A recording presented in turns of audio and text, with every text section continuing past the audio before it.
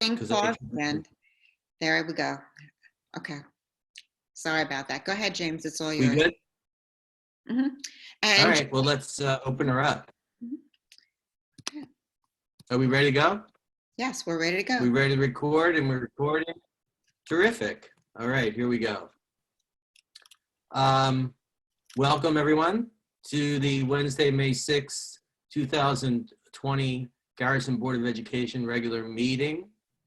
First up, Dusty, roll call.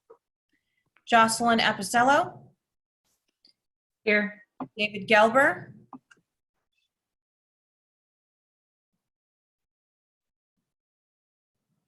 Not on yet. Not on yet. Okay. Not James on yet. Here. Jill Lake. Here. Courtney McCarthy. Here. Matthew Spicer. Here. And Sarah Tormey. Here. Thank you. Do you want the flag, James? Hey, terrific. Okay. Give me Yeah, I want flag. Matt Spicer will be leading us in the Pledge of Allegiance today. Matthew? All right, here we go. I pledge allegiance to the flag of the United States of America and to the republic for which it stands, one nation under God, indivisible, with liberty and justice for all. Okay, thank you. Matthew. The next up, and I think the next up is the appointment of the school superintendent. I need a motion to adopt the James, I will Board of Education. I'll promote Carl, and would you like me to promote our consultants as well? Bring everybody in. That's what I'm thinking. So that's what I was planning on doing. Thank you. Just making sure. Hey, all right. Mistake David Chen. I'm going to take David Chen back out. I'm removing David. I did not mean to promote you. I'm sorry about that. I am looking to promote. You're fired. I see what's happening. It's moving as people move around. There's Joanne. You got it. And then I'm getting. David is looking for the password. He just texted me. David can't come on. He just texted me to please help him with the password. Is there one that I could forward to him? Not at this moment, Joanne. We'll take care of that in the back, some sort of back channel, okay? Okay. Thank you.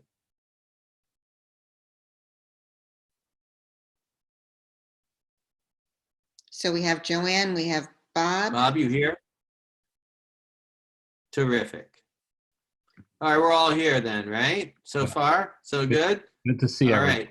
So I thought what we do is, would do is if you could, we would need a motion to appoint the Carl Albano as the new superintendent. Anyone make a motion? So moved. Second. Second? Okay. Be it resolved that the Board of Education of the Garrison Union Free School District hereby appoints and employs Carl Albano as superintendent of schools for the period July 1, 2020 to June 30th, 2023, and therefore approves the employment agreement dated April, what's the date on that? We have a date? hang I'm on. going to call it, do we have a firm date, Dusty? Hang on 1 second. I'll tell you. It's in the agreement, but I just want to get it right. Okay. It is.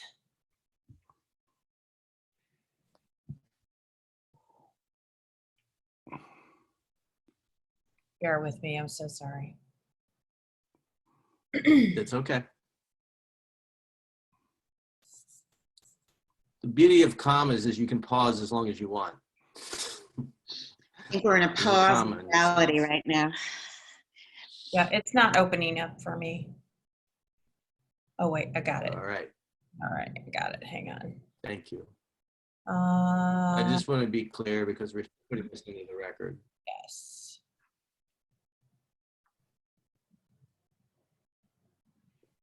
James, I think that because the appointment is happening tonight, but all of this was done prior and you haven't signed yet, we could probably amend that date to when you sign it. Okay, great. We could say that. Okay, so we'll call it May 6th then. May 6th, 2020, setting forth the terms and conditions of such appointment and employment and authorize the board president to execute the agreement. All in favor, say aye. Aye. Aye, show of hands. There we go. Any nays? Any absentia? Please note David's distancing at this moment, please. And we have it.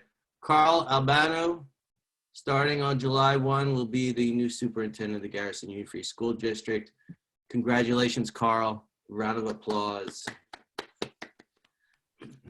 Carl comes to us from Tuckahoe, where he spent 17 years as teacher, middle school principal, assistant superintendent of curriculum instruction, I believe, and superintendent of schools. We were impressed equally by his ability to communicate clearly and thoroughly, as well as his experience in all matters that concern us here in Garrison. And I just want to invite Bob and Joanne from District-wide Search Consultants maybe to say a few words about Carl. They sought Carl out and were able to entice him to take a good look at our district and found him to be a good match. I was wondering if either one of you might say a few words. Certainly. Well, first and foremost, Bob and I would just like you to know how what a pleasure has been to work with all of you. We do really love our clients and the communities that we work for, but all of you have truly been really incredible. And not only you as a board, but your community and your teachers and your students, just the input and the caring nature of everybody involved. Really a pleasure, truly a pleasure to work for. So that being said, finding the right person is very important, and looking for somebody that we think would be the right fit after listening to all of you and to all of your constituents. That's crucial to Bob and I. That's the most important part of our job. And we know Carl, and we just think he is an incredible human being, an incredible educator, an incredible administrator. He gives 1,000,000%. He's all heart combined with intelligence. I don't think there's a better combination for Garrison. And I would just like to also add, it was an absolute pleasure to work with this board, and the way you all interacted with each other and the intelligence you bring to the table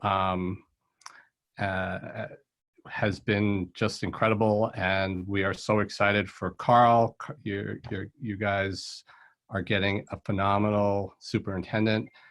And once this quarantine is over, Joanne and I would definitely like to come up there and see everyone and hopefully celebrate such a great addition to the Garrison School District in Carl Albano. So take it away, Carl.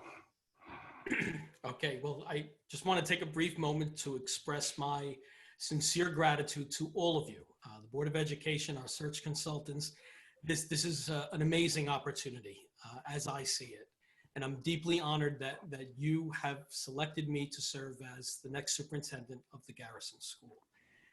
I also, Bob and Joanne, I really must say, being the candidate and going through your process, it was thorough, it was professional, and it was a pleasure. And I thank you for that. I would add that this is a very challenging time for any school district to go through a change in its leadership. But that being said, please know that I'm fully committed to working with Dr. Jackson. In fact, we already have begun that work with the admin team and of course with the Board of Education to ensure that there is a very smooth transition. And while the current pandemic may be with us for some time, and it's required us to move to an e-learning program, I see my highest priority as managing that e-learning into the near future. However, I assure you, I will not lose sight of the Board of Education's long-term goal, which you've shared with me, and that is a strategic planning process focused on teaching and learning, and also the execution of the community-approved capital project plan. I had the luxury of meeting with the elementary and middle school teachers today. I was invited by Alex Levine as well as Dr. Jackson, and that was a pleasure. And what I explained to them is that I love small schools. That's where I come from. That's where I'm comfortable working.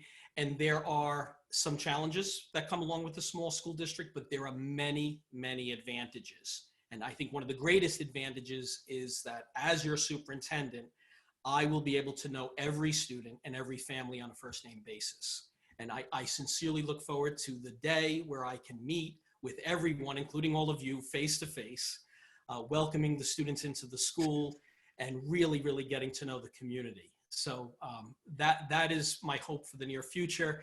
Let's hope that that happens in the fall.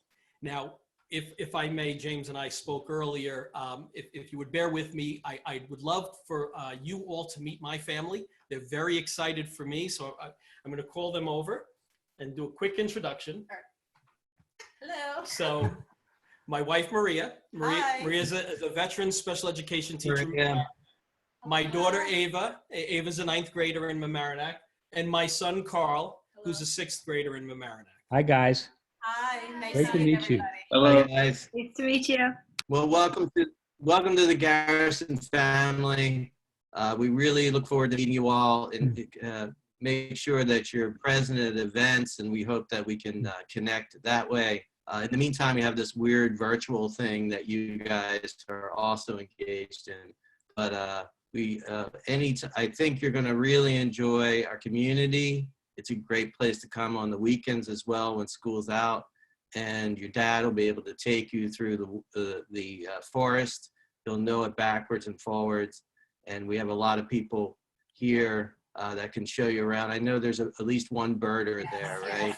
Yes, Someone interested in all. Constitution Mark plans. We've been reading all about it, and we actually had an opportunity a few weekends ago. We took a drive up to see your beautiful school and the community, and we really do look forward to a time when we can participate in Garrison school activities and your beautiful community. We saw 3 eagles on our drive up, so that it was a win. Nice meeting you. We won't take up any more time. Thank you. No, but you're welcome anytime. Thank you. What a pleasure. Thank you, all of you. Well, Carl, I wanted the board to be able to have their say. Does anyone have any comments, any thoughts they would like to share real quick? Sarah? Sure. Carl, very excited to have you on board. I'm looking forward to working with you. I really think your experience is going to be an asset to our district. And it was really lovely to meet your family. I can't wait to meet them all in person. So thank you for including them in this, even though we're Zooming. Thank you. Carl, it's David. We're just totally psyched to have you here. The only thing I will say, the only sadness is that we're gonna lose Deborah pretty soon, and she's been amazing. She's been really great. But I'm sure that you're up to her standard, and we are very excited to have you here. David, you need to know Deborah has been wonderful already. She's bringing me up to speed, and we have a lot of work in over the next 2 months. So I look forward to that. Great. Yeah, I mean, I'm looking at the clock, and it's it's 7:15 now on May the 6th. So that's now we're 2 months, less than 2. So we're in the full swing. I wanted to thank Deborah as well, and Alex and Coulter Young for facilitating your orientation. I know that you stopped in with the staff today. I think that's great. Any other board members want to chime in? You want to save your comments for a board comment, or do you want to chime in now? Just Okay. say welcome. It's We really good? lovely to meet your family, and thank you for having them here. And we're really excited to be working with you. As a teacher, I teach my students they should snap when they just want to say the thing that was just said, but I can't do that in this format, so I'll just echo everything that's been said, and I'm delighted to have you and welcome. Is that the, yeah? Is that the hipster version of ditto? Got it. Exactly. All right. Exactly. All right. I want to remind the board members to mute their mics if they're not speaking. That'd be great. All right. And I want to welcome back Jill Lake from her leave of absence. We're looking forward to engaging Jill again, and Jill engaging us again in this journey that we're all on with Carl and Deborah. And the next 2 months ought to be pretty busy and pretty intense, but we have got a lot of work to do, and I'm glad we have a full board together again. James, can I Carl, ask? so I think, James, yeah, can I ask go for it. a roll call vote, because we have David here now, and I think it would honor Carl to make sure that he knows he has the full support of everyone here. Dusty? True Okay. enough. David, are you here? Yes. Great. David, would you like to cast a vote in favor of Carl's appointment? You have to unmute yourself, buddy. You have to unmute yourself. There we are. Yeah, I finally got here. I was a little bit There late you go. because my daughter Clara had to style my hair in this pandemic era. So anyway. Would you like to cast a vote aye or nay or abstention for Oh, Carl's I appointment? would cast an enthusiastic aye vote for Carl. Please let the record show that David votes in the affirmative. Dusty? Thank you so much. Okay. Carl, you ready? I'm ready. The moment of truth. Sure you want to do this? Very Okay. Okay. You have to repeat after me, okay? Okay. I do solemnly swear I do solemnly swear that I will support the Constitution of the United States of America that I will support the Constitution of the United States of America and the Constitution of the State of New York, and the Constitution of the State of New York, and that I will faithfully discharge the duties of the Office of Superintendent of Schools and that I will faithfully discharge the responsibilities of the Office of Superintendent of Schools according to the best of my ability. according to the best of my ability. Sorry for the drag on the video, but you were great. You're in.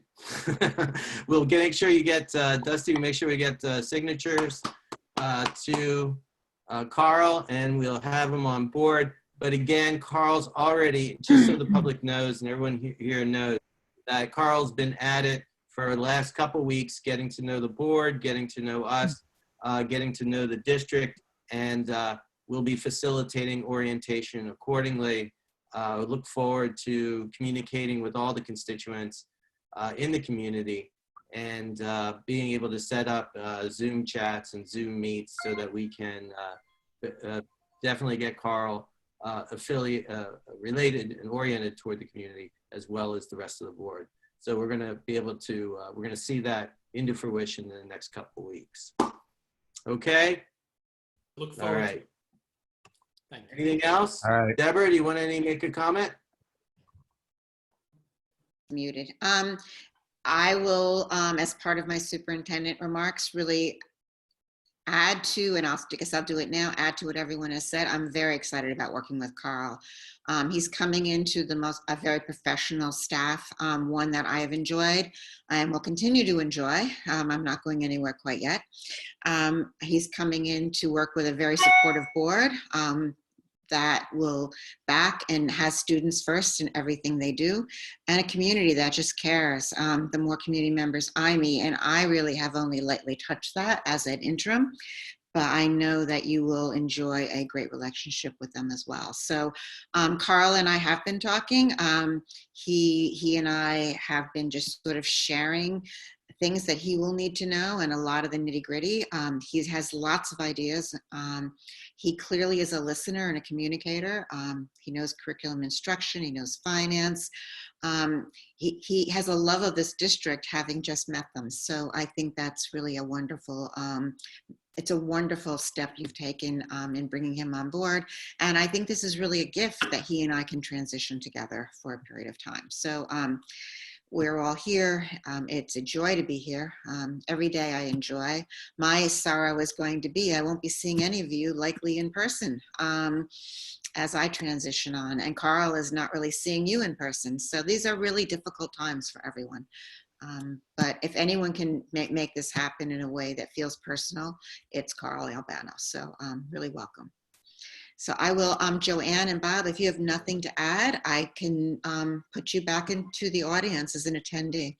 Yeah, thank you, everyone. And we look forward to, when this is over, seeing you all, hopefully in person, and celebrating this.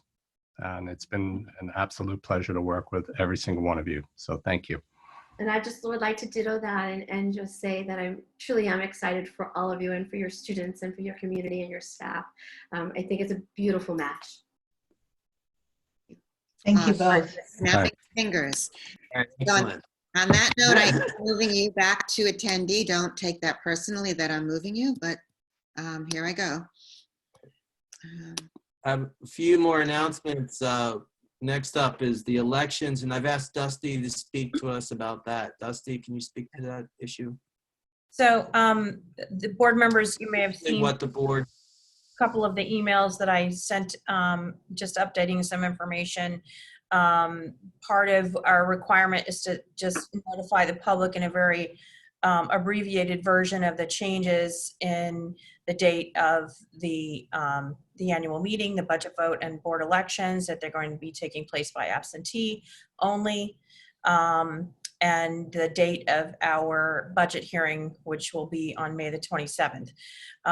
Some additional information that will expand on all of that will go out once we move forward with other documents that we'll have to send out. But for now, that was the requirement to get that out. That piece will also go out in the form of a postcard. The other piece was an abbreviated version of the board candidate petition packet, because there's no longer a requirement for signatures, for petition signatures. Candidates can self-nominate. So we updated that form. I may have some additional changes to that. I have to touch base again with Chris Lanchanton. I'd gotten a late email from her, so I just have to look over a couple of things. And it really may just come down to a difference in, some slight language, but that's about it. So if anyone has any questions on the petition packet, you're basically nominating yourself. And that you're declaring that you meet all the criteria to be a qualified candidate, a qualified voter of the district, and that criteria is listed in that document. Any questions from anyone? Okay. Well, I would recommend that the board members send an email to Dusty if they need clarification, if that's okay. All right. Yes, these changes have been happening on an hourly basis. All of a sudden, we get another shift and another correction.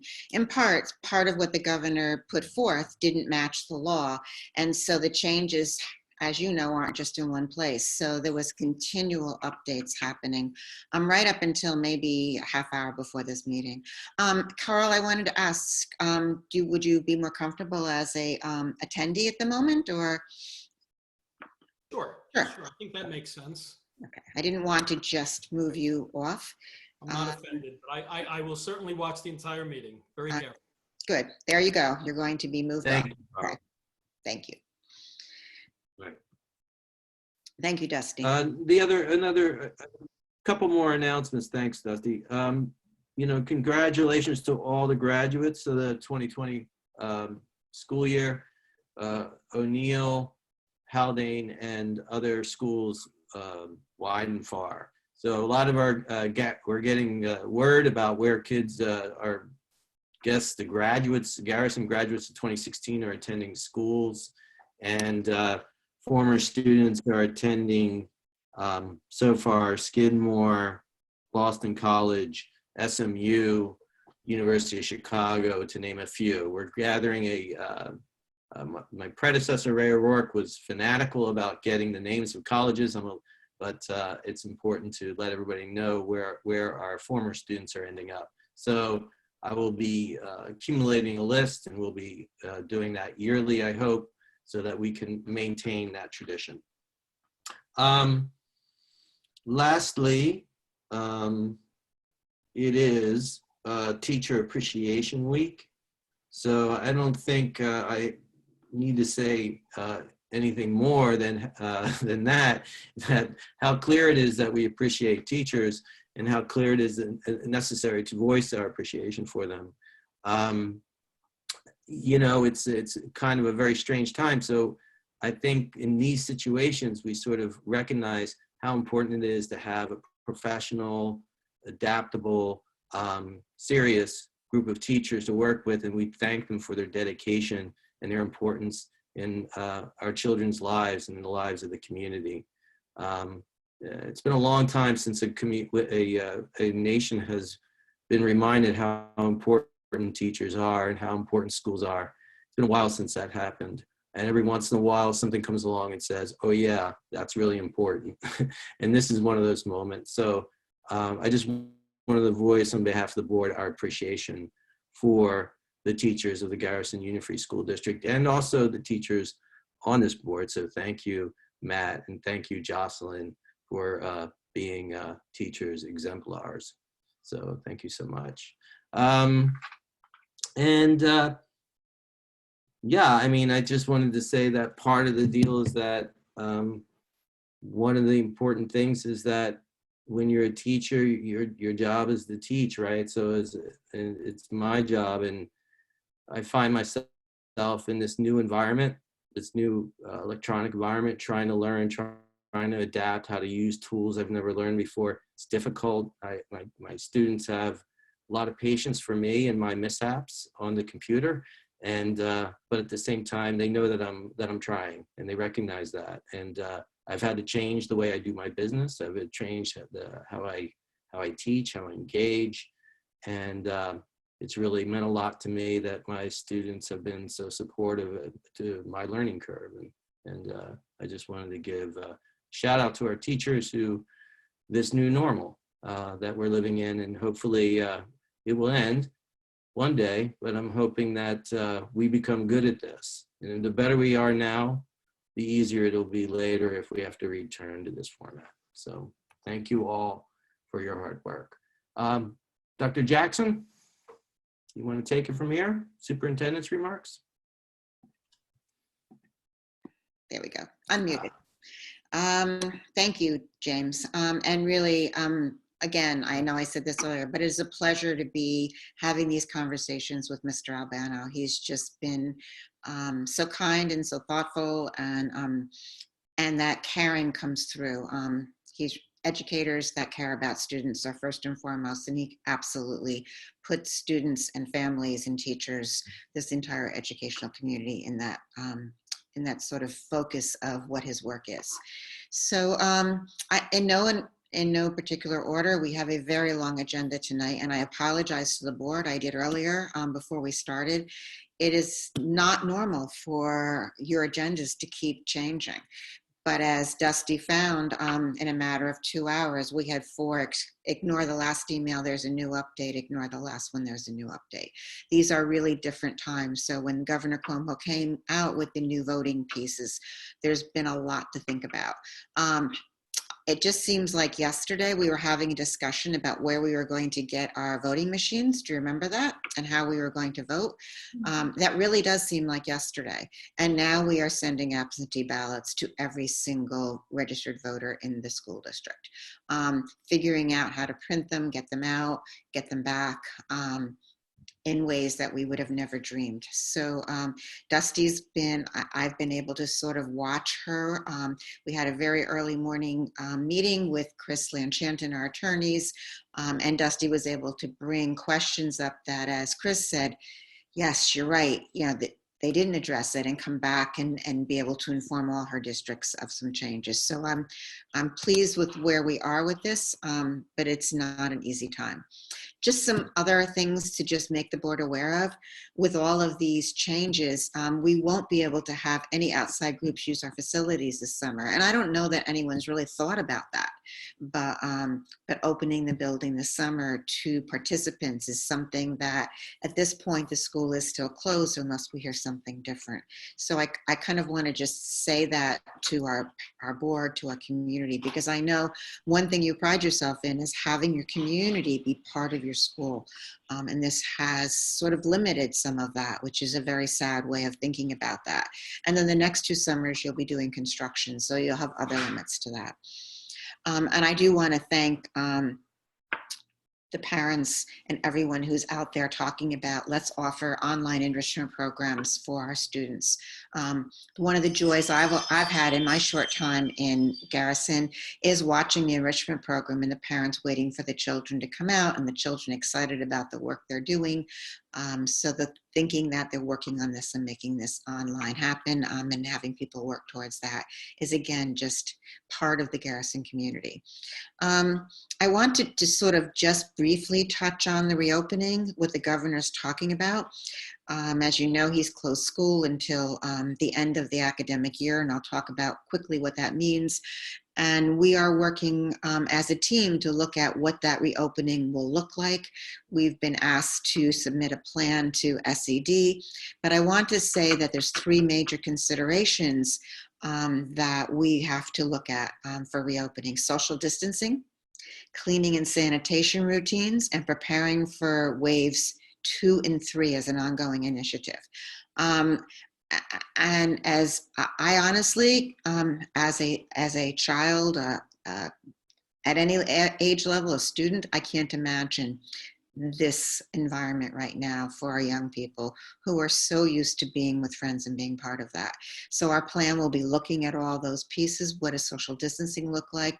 What kinds of sanitation routines we have to do and what that might look like. So those are things that we're working on now. Carl is helping to work with us on that. I also wanted to briefly bring us up to date on what does this mean when he says till the end of the academic year for the May-June school calendar. I don't have answers, and that is in part the governor has not addressed the 180 days. We will be closed on Memorial Day. That's a federal holiday. We were to have Friday as a snow give back day. The attorneys and I've been told for state aid reasons, we will not be able to do that at this time. We're waiting for the governor to say what the date is to close school or how we might work with that. So that is something that's still up in the air right now. He's saying he doesn't want any district to go beyond their contractual days because we would have to pay for that, and he doesn't want to incur new costs, but we're not able to close at this time. It also means that we may need to continue our childcare program throughout the summer. That came through. You should know that Nurse Melissa and I have been doing a little homework on that, and we may opt to have our children go to an outside school rather than have an administrator in the building all summer doing that with staff, with having to clean and then not be in that area where children are. So we're looking at some options for that to make sure that we meet the needs of our community, but possibly for the summer move the program out of our immediate building. Tonight, I'll be quick because tonight we have lots of discussion on the design work happening. I know one of the next dialogues is the server closet. And I just simply have to say that this Tetra Tech, the team, and CalG have been doing a lot of work directly with our staff, with our teachers, being absolutely interested in hearing what their thoughts are. And I've worked construction before, but I've never seen this degree of bringing the staff input into the discussion. So I know that Nancy will be working with them on the server closet, and server closets have taken on new meaning ever since this COVID-19. We're busy looking at what PPE supplies we're going to be needing. Masks, we're trying to get some. We've been able to get quite a bit of free, at no cost to us, supplies from Putnam County Health Department. And we're continuing to go down that route to see what we can get. At the same time, I know that Sue is looking, and we're all looking to work cooperatively with BOCES on a cooperative bid so that we can do this as a larger unit as opposed to district by district and competing with ourselves. So that is also on your agenda for that cooperative bid. And BOCES will not charge for that in this environment. They're seeing it as something they need to help us with.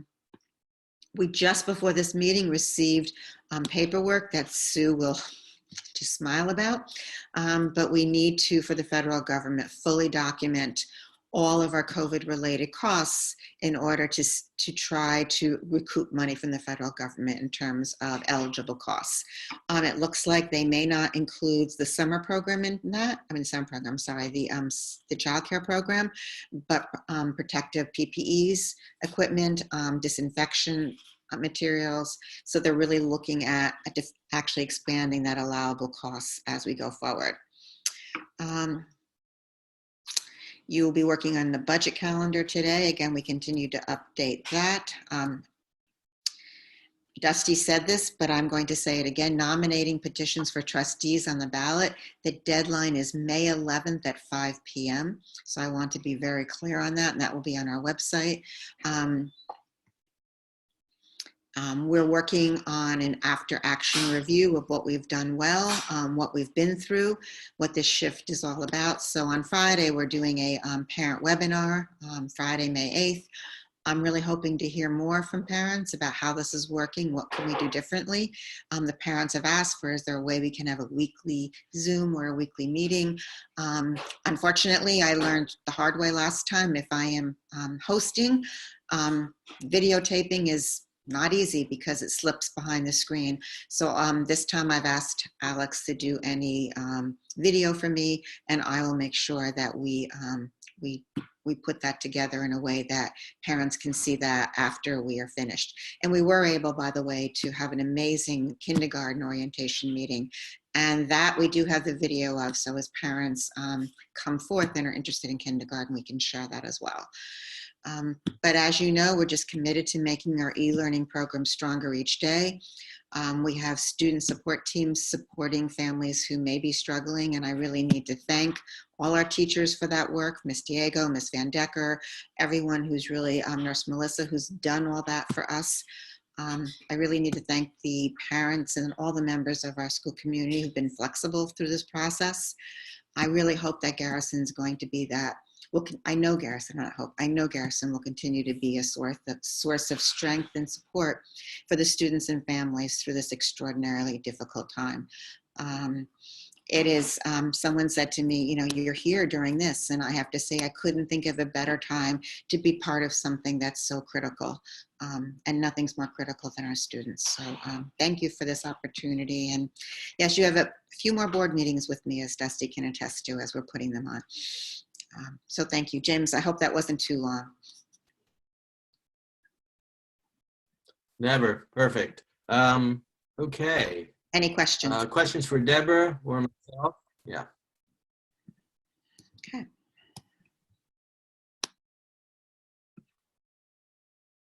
All right. No questions.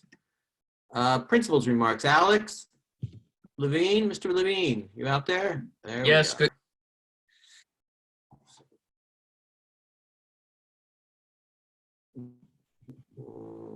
Sorry, Alex. I You just. there, Alex? Yes, he is. I was a little slow. All right, there Good you evening, are. everyone. You go ahead. Everyone.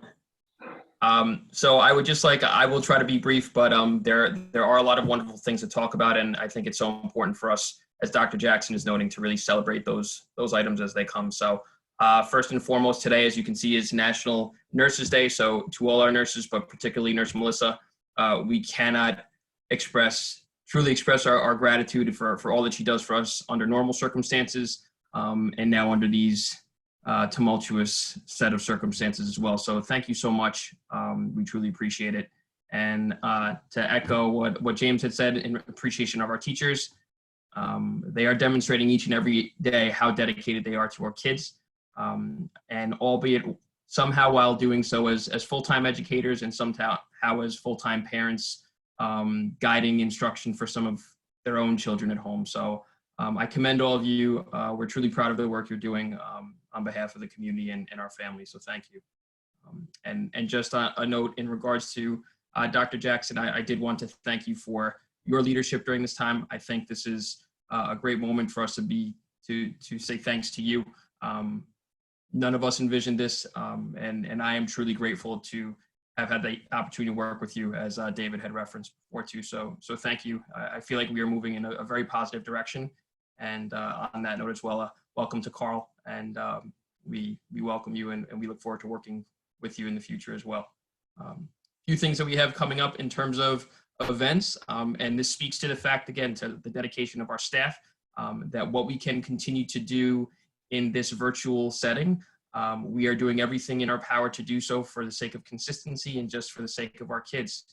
So case in point, Mr. Caliendo, as the Garrison Student Government Association advisor, has scheduled a few meetings, one of which is tomorrow, which I plan to join so we can discuss with them collaboratively the end of the school year and what are some things we can do collectively, perhaps another virtual spirit week, things of that nature to just raise collective spirits of all of us and propel us to the end of the school year. I did also want to mention too the Phillipstown Behavioral Health Hub, which is led and guided by Ms. Danielle Pack McCarthy. They're having their second of their middle school meetups, which is done virtually through Zoom. It will be tomorrow at 3 p.m. She's been kind enough to send us literature, has been partnering with Mrs. DiDiego. Thank you to her as well for continuing that partnership with this wonderful recent addition to our community. My understanding is this will continue on a weekly basis for all of our middle school students. A great opportunity for them to meet other middle school students in the surrounding region, again, in this distance setting. Immediately after that, we do have our 8th grade check-in as well. We have an optional check-in for our 8th grade students. We had one a few weeks ago. Mrs. Clark and Mrs. DiDiego had joined as well, that we can check in on them, talk about the end of the school year, graduation, different events, things that we can do in real time and things that we can discuss going forward. So I'm looking forward to that as I know they are. And I believe those are the things we had also noted for the parent webinar this Friday. So the feedback that we received from all of you is vital so that we can make the adjustments and pivot as necessary. So we hope to hear your feedback as it helps us to improve the quality of the instruction we're delivering. Thank you. Any questions for Alex? Thank you, Alex. Terrific work. Deborah's kept me totally informed about how much you've been engaging faculty and the work you're doing for our students. Much appreciated. Thank you. I didn't let him finish. I moved him out. I'm sorry, Alex. It's in there. I'm too quick. Okay. Yeah.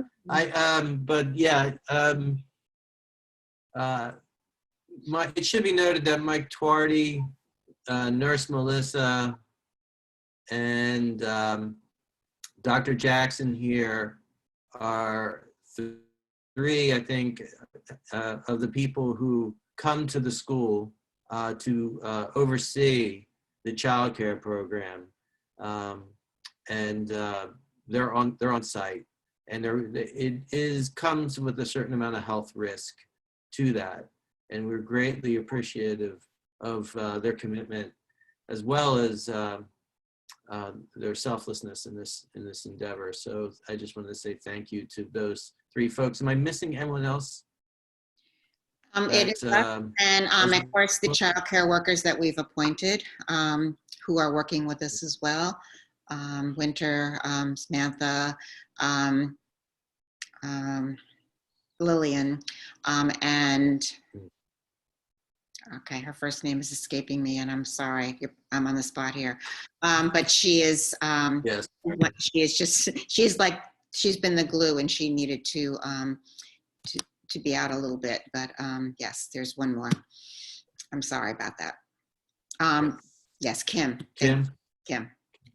Kim Schaffer. There Yes. you go. So that's two. Thank you. Thank you, Jennifer. So those 4 individuals have really been rotating in, and Melissa's been the one responsible for building that schedule for them and training them on mask use, all those aspects. And then along with Michael, he's obviously had his staff there who come in, and he has rotated them in to clean once we all leave and do that deep cleaning of that limited area that we're in.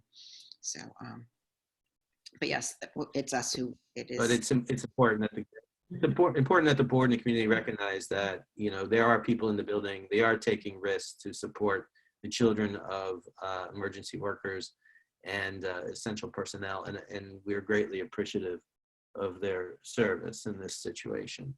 All right. Let's see. I will add to that, Kim and Lillian volunteered right off the top of it without even knowing what that might mean. They were just, you know, I want to be there. I want to be there to help. So I apologize for Kim's name. That's okay.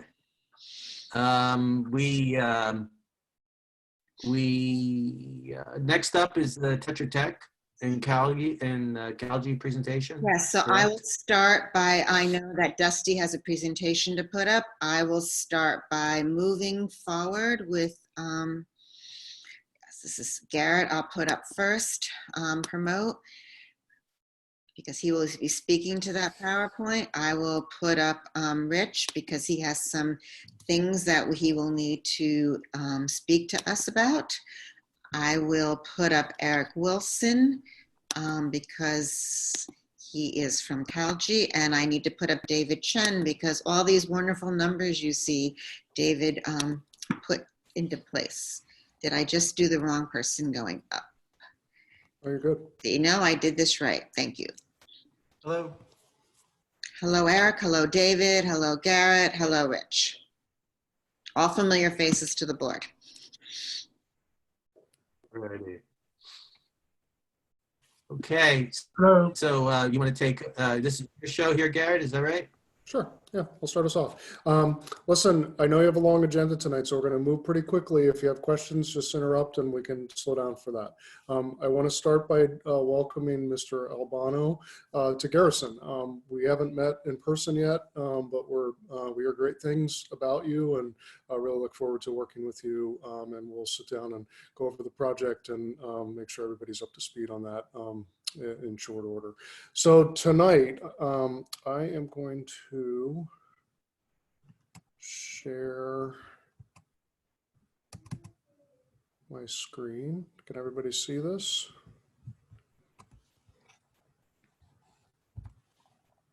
Are we good? Can you see this? Okay, great.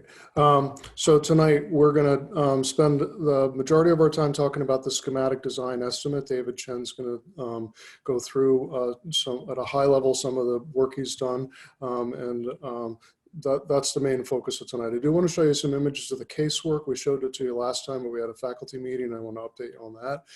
Collaboration Studio, we have another revised 3D image that I thought might be helpful in the next steps. So without further ado, here is the work that Calgi has done on the estimate for the project. And this is an important component of the design phase. It's the first third. We're checking budgets, and it's a time to reevaluate and refine scope. I'll start by saying that we're in a good place overall. We are about 7.9% over our original base budget amounts without looking at any of the contingencies. So once you start to factor in those contingencies, and we're going to make some scoping refinements over the course of the design process over the next couple of weeks, we're feeling like we're in really good shape overall. So with that, David Chen, if you don't mind giving us a high-level understanding of the work that you've done, and the second page of the estimate is here as well, so we can go at your pace. David? Yes, the budget is pretty much following the the adopted budget that was passed last year, July. In terms of a scope item, we have some 30 scope item that was listed. the spreadsheet was provided to us. So we pretty much follow the same roadmap of that adopted budget to create our own SD budget, schematic budget. So the schematic budget is the itemized takeoff for all the scope item, all 30 some of them. And as you can see, original budget is the adopted budget July 1st of 19. Then you have the April 27 budget. And you can see some item went up and some item came down. But for this slide, your focus should be on item number 4 and also item number 15. Those are the two greatest upset in terms of where the budget went up.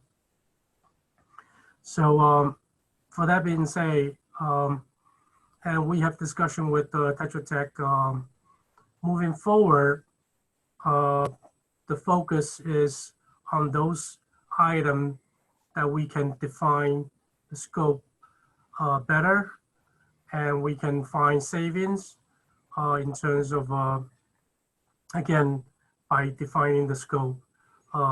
So moving forward, there's a challenge of a budget like Garrett have said, that we are up 7.85% versus our original budget a year ago. So we know that we are keeping a very tight in terms of watch on the numbers. We have to by moving forward. So the next slide shows you have other 3 categories. First category was the first slide, is the preservation work that is needed for the school. You have the other 3 is innovation, security, and accessibility. And they are scope item of work assigned for each of those categories. As you can see, we have decrease in terms of security and also accessibility in those line items. But we also have increase in the innovation category of 97,000. At the bottom of this page, you can see we also assign alternate, add alternate for the project at this point, meaning those scope of work is outside the original program scope of work, scope item. Those are 3 right now.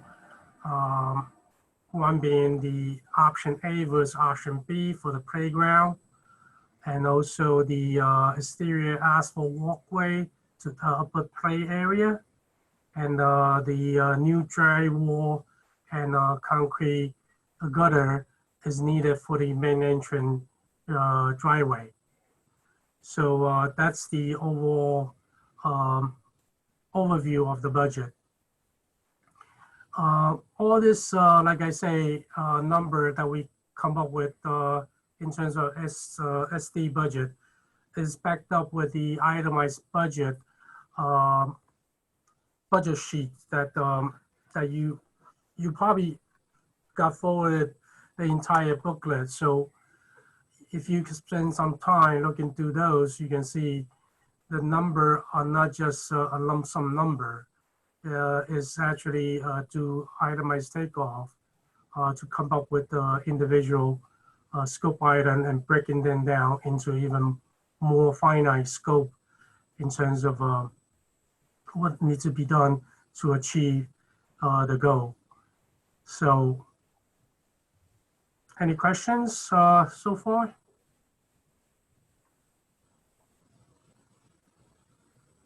I have one Sarah? question. Yes, one question regarding the playground differences. We talked about a couple different ones, Garrett, last time. And just to be clear, and so everyone else who's watching is clear, option A does not involve moving the swings, putting in fencing. It is just leveling the ground and clearing. Is that correct? Mm-hmm. And then option B becomes moving the swings, perhaps building a fence wall. Mm-hmm. And does that include the road access that we discussed?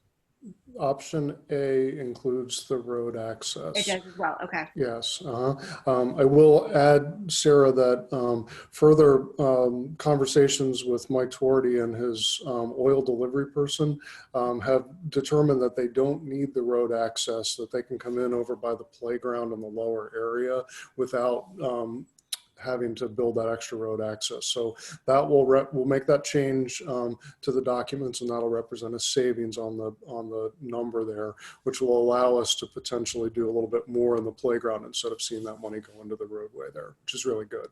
Great, thank you. Yeah. The one thing that I'd also add is that David's numbers, if you focus your attention in the middle of the page where it says contingency 5% plus 10%, 940,000, and then 10% cost escalation, 720,000, you'll see that we haven't released any of that contingency at this point.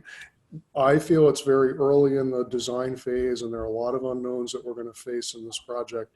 And so we're not recommending releasing the contingencies at any of the contingencies at this point that would be allocated during the design phase. No matter what, when we get to construction, we'll need to have 10% construction contingency left in the project. So we will start to release those as time goes on, and we have a better understanding of some of these scope items that are in flux a little bit. And so I just want to point that out, that, you know, being 7-8% over on budget at this point isn't a terrible place to be. You know, I'd rather be under budget, but we have enough latitude to make some scoping adjustments, and we also have some contingencies that we haven't touched. Other questions? Garrett, it's David. Yeah? Go ahead, David. Okay. Garrett, which of the, there's a lot of stuff to absorb here, but which of the unknowns concern you the most in terms of possible deviation from what you were expecting, hoping? Yeah, so two things, David. One is the abatement allowance, or rather the abatement. So we're starting to get a better handle on the abatement that's needed in the building. There's another area in a crawl space we need to find. And that's one piece where I want to make sure that when that testing comes in, that we have enough contingency left over to accommodate any additional abatement. And then secondarily, just the raw volatility of the bid market at this point. That would be my second concern, is that we don't know what we're going to be facing when we're trying to get out to bid next year in terms of bid market factors. And so that's that in itself is enough for me to say, let's hold on to contingency and try and adjust the scope to make sure that we've maintained as much contingency as possible moving into that bid market next year.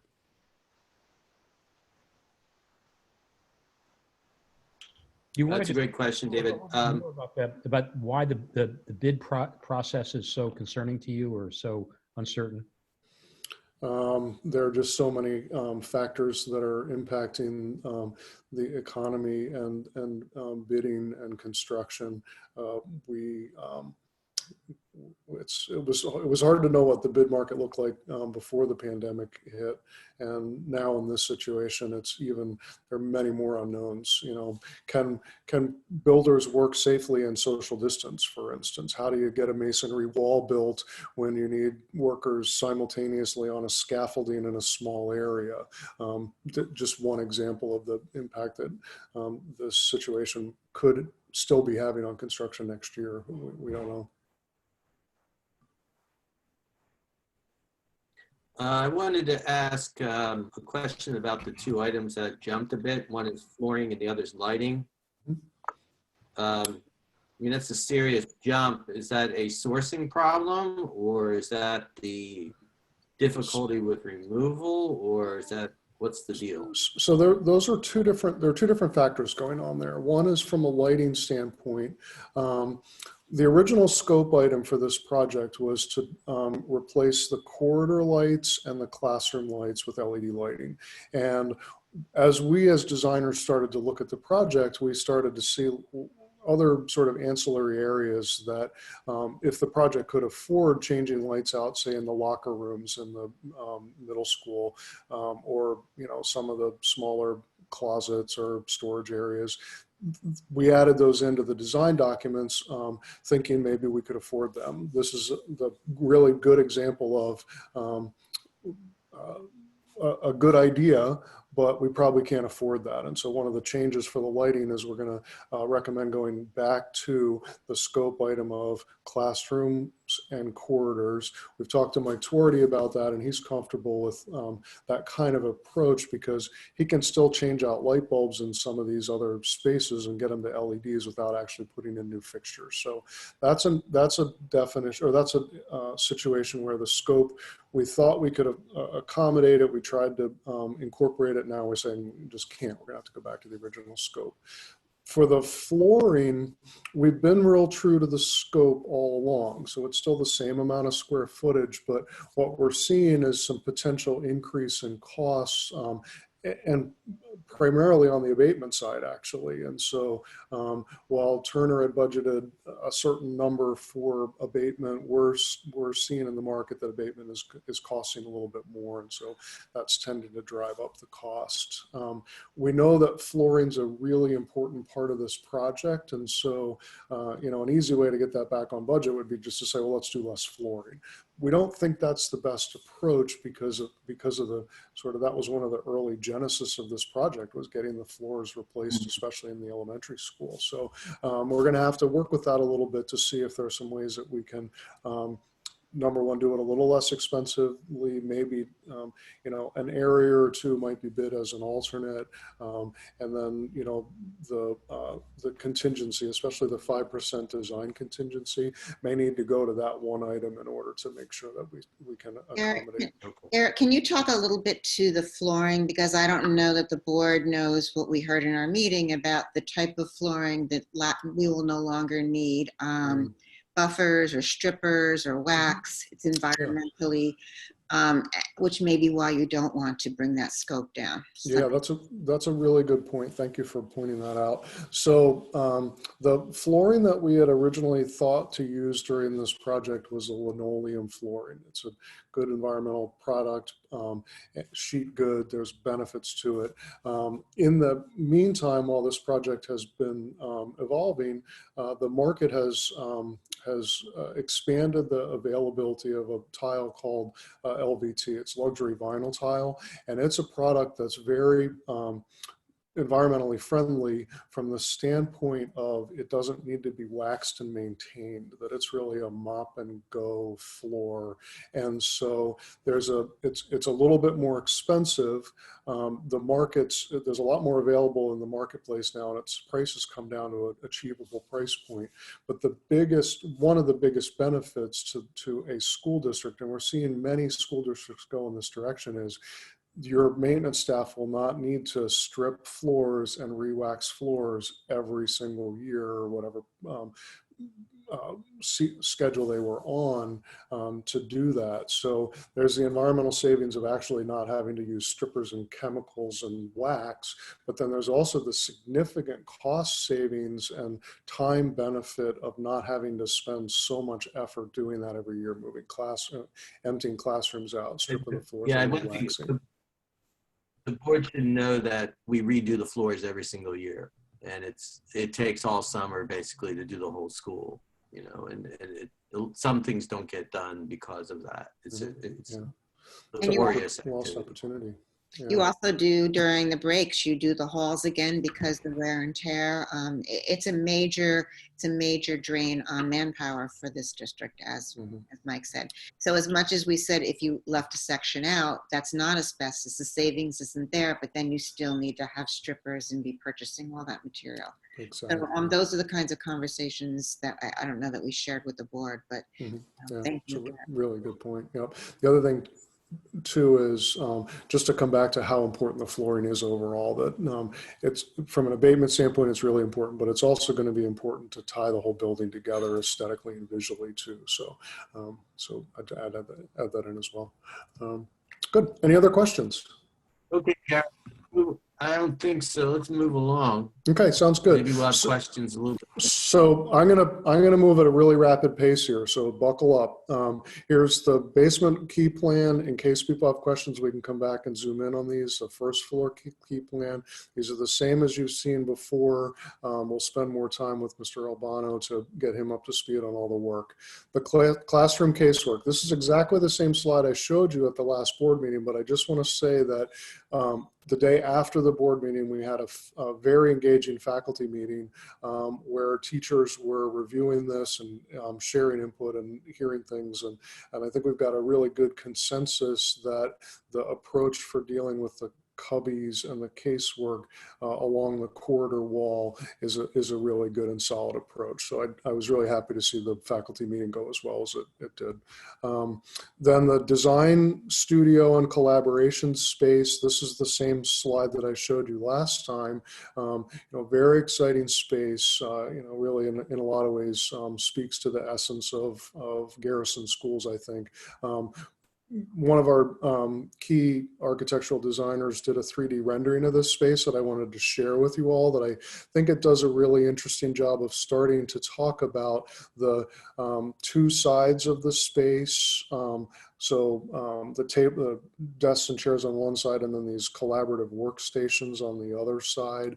Lots of storage, sinks. Really a great space to see lots of interdisciplinary and all kinds of creative stuff going on. So that's the thing I really wanted to show you on this.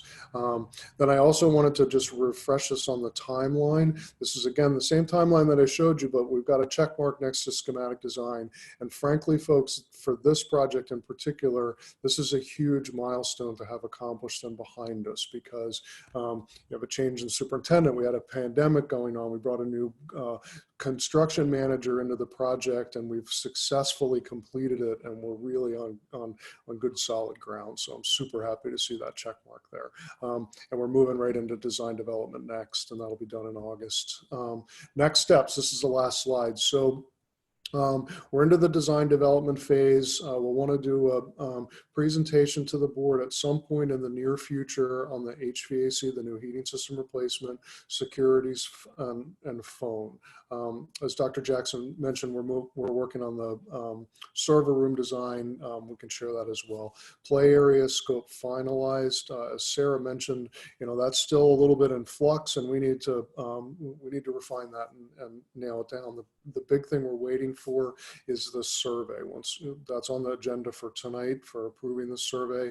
Once we have a survey, then we can start to understand, okay, what's the grade doing? Where's the tanks? Where's everything? And how does it all fit together? So that's really important. And then just to refresh everyone's memory, the goal here is to have all user group owner decisions made by the end of the school year, which is fast approaching, but we're in good shape for that. So that then the design team can move off and do the hard construction documents that will become the contracts with the contractors. The next step after that is design development estimate. That's a key moment where David's going to do what he did this past phase, but even in more detail. And that's the one where we really need to know that we're on budget, and we'll start to make decisions about design contingency releasing.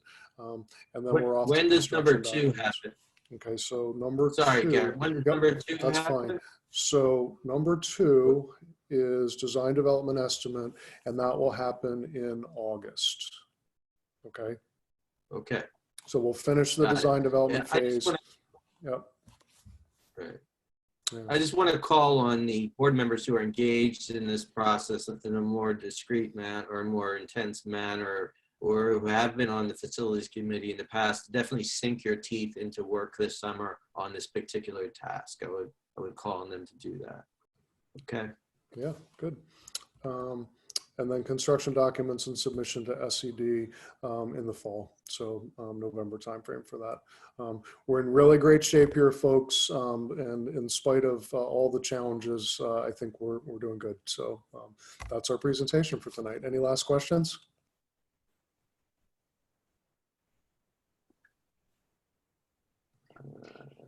Garrett. I can't see all the hands.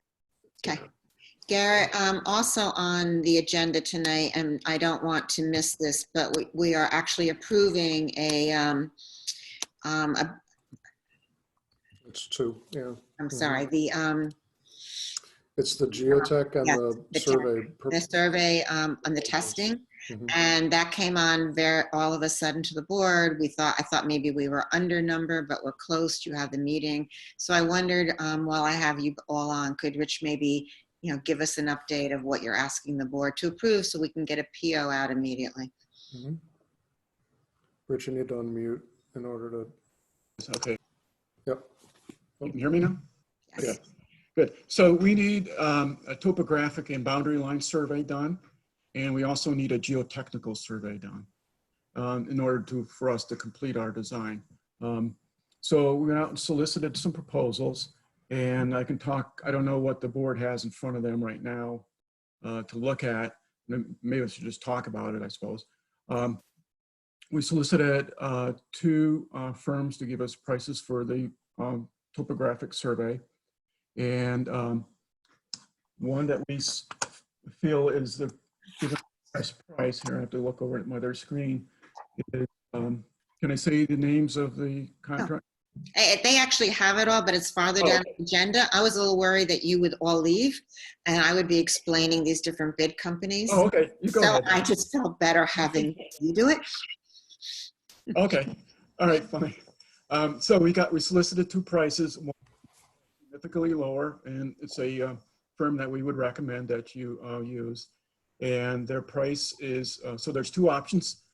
So we had them give us a price for a full survey of your whole site. And we don't need it necessarily for our work, but it might be something that the district might want to have just for their records. Then we asked for another price, which is just for the areas that we're working in. So the price for the full survey of the whole building and the grounds is $9,000. And then the price for just a smaller amount, which is 4.7 acres, is $6,000. So I think it's just a matter They're not of... including the school forest in that, are they? No. They're not. Don, I think they could probably do it for another 5,000 or Yeah, so. that doesn't include the school forest, does it? No. Yeah. Okay. That's All right, another on worth the an ask. agenda. Yeah, I'll just speak just real briefly too. We did RFPs, so it's competitive pricing, and we're comfortable with these as recommendations. And then the last thing is it's really important we get these guys going so that the design process can progress. So tonight's a good night to get this approved. So if there's any thoughts as to which approach they want to take, if you want to take the whole site or just a portion of the site. Sarah? To clarify, so that the decision we're making tonight is presented as all of this is together. That's how I understood it as well, Rich. So this is new that it's split out. And Michael's here in the audience, so I can ask him as well to comment. We're recommending that the whole site be surveyed, the $9,000 one. It's a really good price and it's going to benefit you guys moving forward. So we did get a breakout price, but we think it's better just do the whole thing. Okay.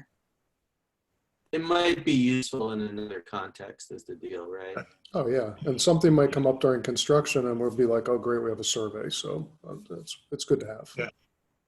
Yeah, and just to add to it, the SED would like to see the full boundary lines of the whole site, and we don't really have that information. So that's something to include in our work. Yep.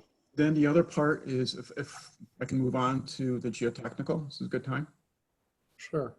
Okay, so we solicited pricing for geotechnical services. So what we're doing out there is we're doing infiltration tests around the site in the areas that we're working in. We're doing pavement borings just to check to see what the condition is underneath the pavement in the areas that we're working in. And we're also doing borings of the soil. So there's some at 5 foot, some at 10 foot, some at 20 feet around different locations in the site. We're trying to figure out where rock and the soil conditions are. for our work, especially in the playground areas. That's our biggest concern.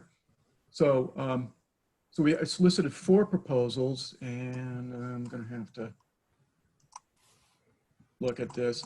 The lowest price is from a local firm, and I think it's, where are they? They're in Montebello, New York. Usually these guys are pretty well dispersed all over the site, so sometimes there's a inherent economics for somebody that's local. Their number is $10,950. That's going to be a little bit less because since we've sent out these proposals, we discovered that we don't need as much work done, but it's still going to be just over $10,000. Okay, so there's a couple questions here. Right, and I just got answered. Okay, so there's a question about whether we can use old surveys, and the answer is yes and no. Well, the deal? The new survey is needed. You can't just use the old one, but the surveyor will get a copy of the old survey and they'll feed that information into their process. So they want that. Right. What are the how deep are the borings? How wide are the borings? 20 feet deep? Is that what you're saying? Yes, until they hit rock. So they're going to hit rock. Small. Yeah, they'll probably hit that pretty quickly. It's about small. 18 inches down, I think. No. All right. No. So, yeah, Sarah. Just to be clear, because I'm looking at the spreadsheet here, there's 3 numbers presented. The one we're approving is only the JHB. The others were just the other proposals, correct? Correct, yes. Thank you. Good. And then the other point would be that, of course, are there any, I guess Tori would know, Mike would know what the possible vulnerabilities to boring in regards to our well sites and things like that. Yeah, they'll I guess they're going to have the survey. Yeah, I don't know well locations. I don't know septic locations. I don't know. I mean, I'm sure that this is already taken advantage of, taken into consideration. I just wanted to voice the particularities. They'll check for underground utilities before they bore. All right. The last thing we need is a well, septic, and anything like that problem. All right, got it. Yeah. All right. Listen, once we're done, I'll stay as a participant so that when that item comes up, if there are any other questions, I'll be available to answer if you need. Okay. Thank you, Garrett. So I'll move you into the attendees, and then if there's a question, I'll just move you back in. Thank you, David, for all the work. I know it was under short timeline. Rich, Eric, thank you. All right, next up, financial reports. That would be Sue, correct? She in the building? Yes, she's here. I'm just moving these people off. It's interesting, they can't leave us on their own. There we go. And now let me move Sue on.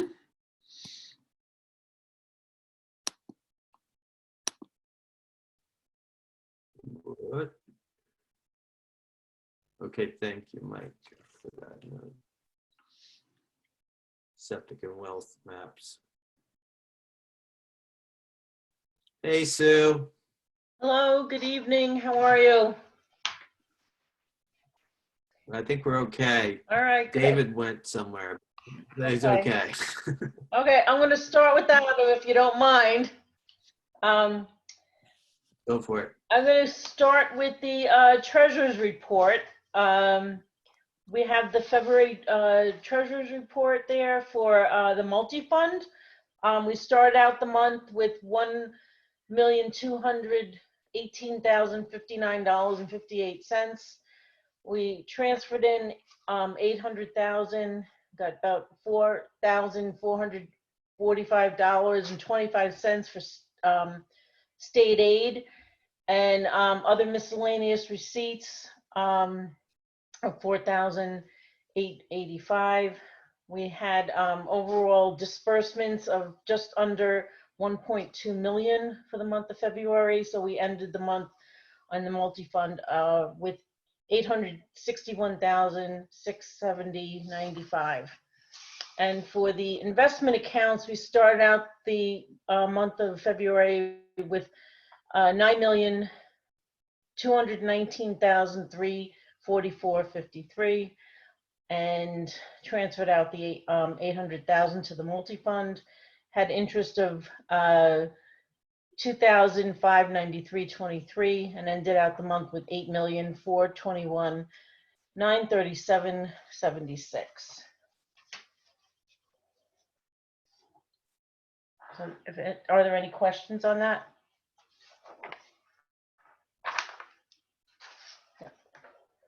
So, James, I don't know if you're trying to talk, you're muted.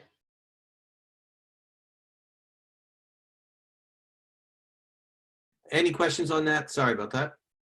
I was just looking at the agenda. I can't look at you guys and the agenda simultaneously. Effectively, Treasurer's anyway. report has to be approved. Right. Okay.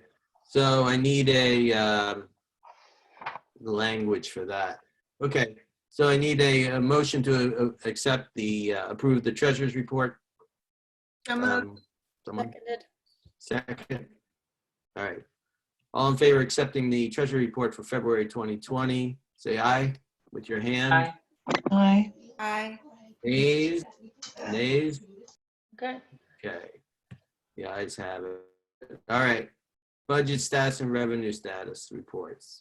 Okay. Pretty much business as usual, unless you have any questions on that. I can go, I'll explain more about our financial situation with the budget presentation. Yeah. On to the budget transfer unless somebody has a question on the revenue or the budget status. Okay. So the budget transfer is for $44,900. For the most part, we're paying some long-term substitutes. That's the bulk of it moving over, and we're paying extra pay for the people that are coming and cleaning and childcare. So that's the bulk of most of this. So just want to move that money over. All right. I need a motion to accept the budget transfer. Second. Okay. Be resolved, the Board of Education, Garrison Unified School District approves budget transfer number 7. All in favor say aye. The show of hands. Aye. With your voice, nay. Voice, nay. All right. Okay, great. And the budget transfer passes. All right, budget presentation. Yep. So Dusty, if you could share that screen, that would be great.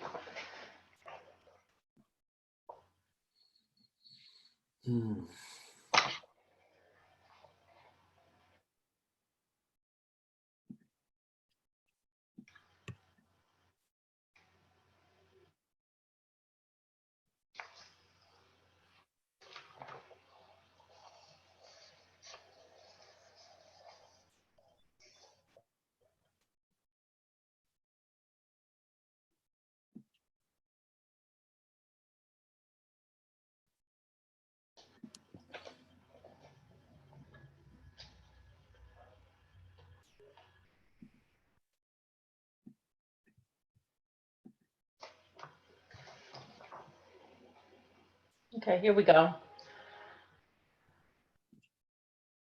All right. So Dusty, can you start the slideshow?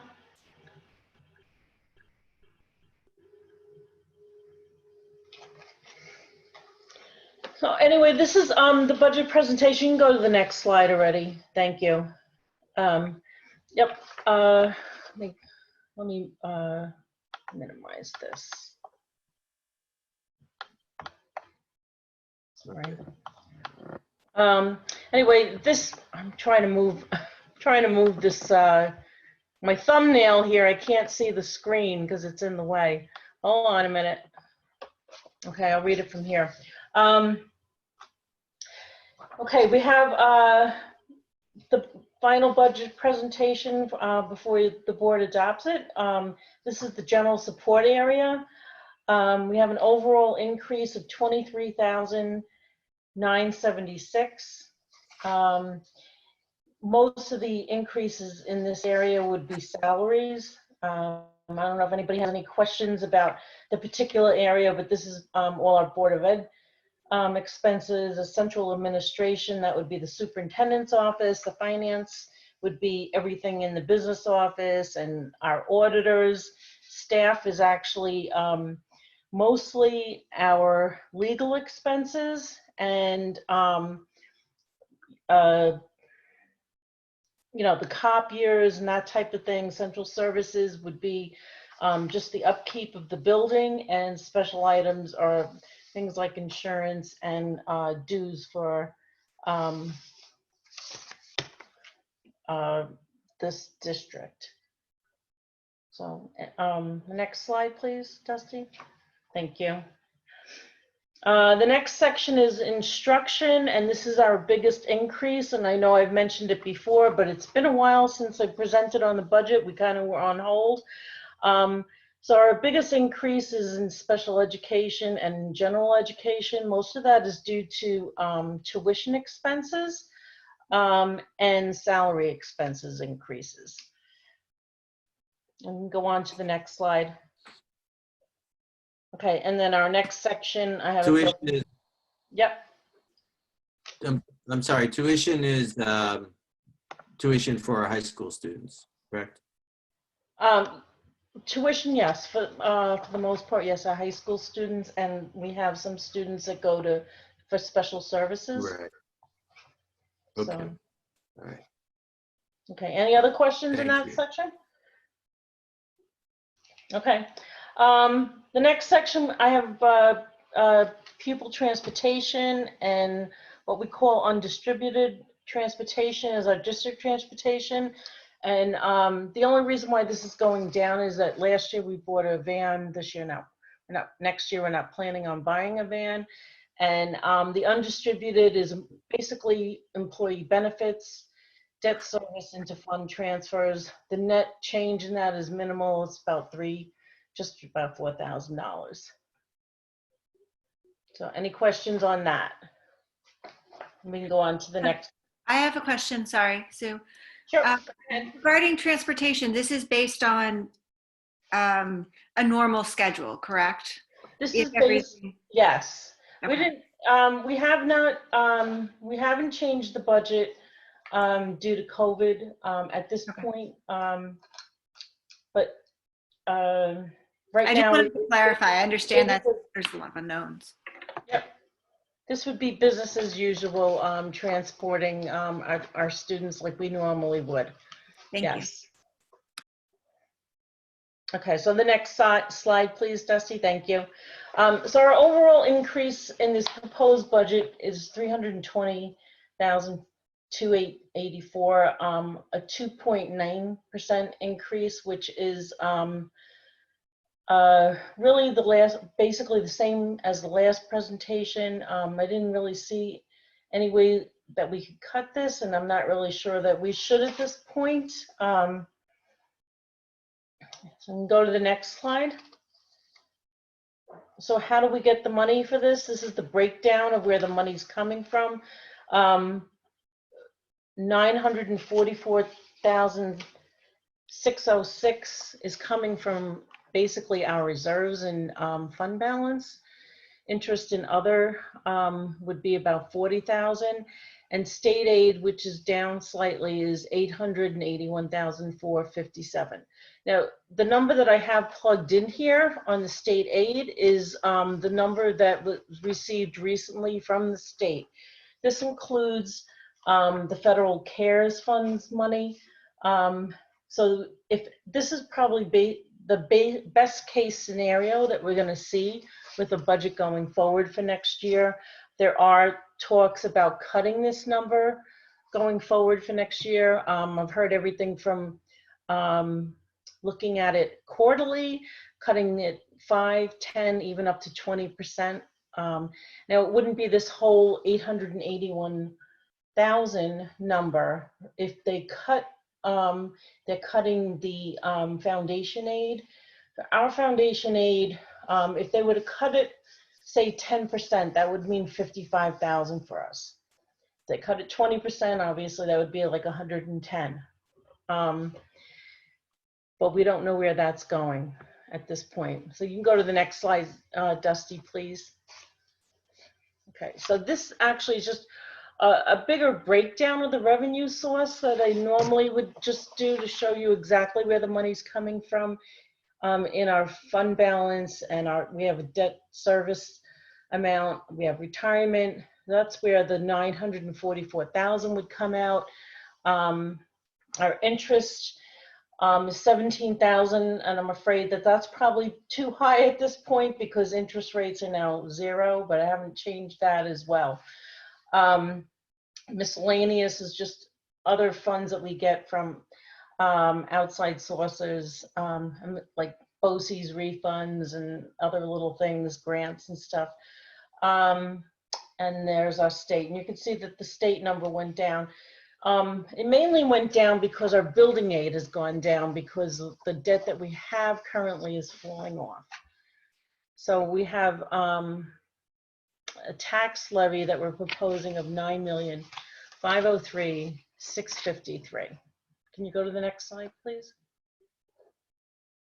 Okay, so this is, I know you've seen this slide before, and I always basically said we're probably going to be in the middle of the road. And with COVID, I don't feel like we're going to be in the middle of the road. I feel like Garrison will now be taking that trend on the yellow line towards the bottom.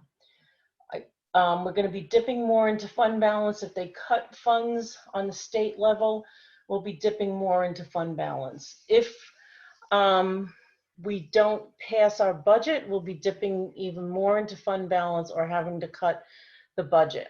So I really wanted the board to see this slide once again, to see that, you know, it's not very far off that we could possibly run out of money 2025. So I don't think that this is the year. It's kind of late in the game now to even talk about an override, but I think that it's got to be on the radar of the board, possibly in the next year or two. I think things will get pretty bad if things keep going the way they are with the whole COVID crisis. So that's my thoughts now, is I think that we're going to be closer to that bottom number. And so we have to really kind of watch that, especially going into next year and planning for the future budget. We'll go to the next slide. I just withdraw attention. Oh, okay, you want to say something? Go ahead.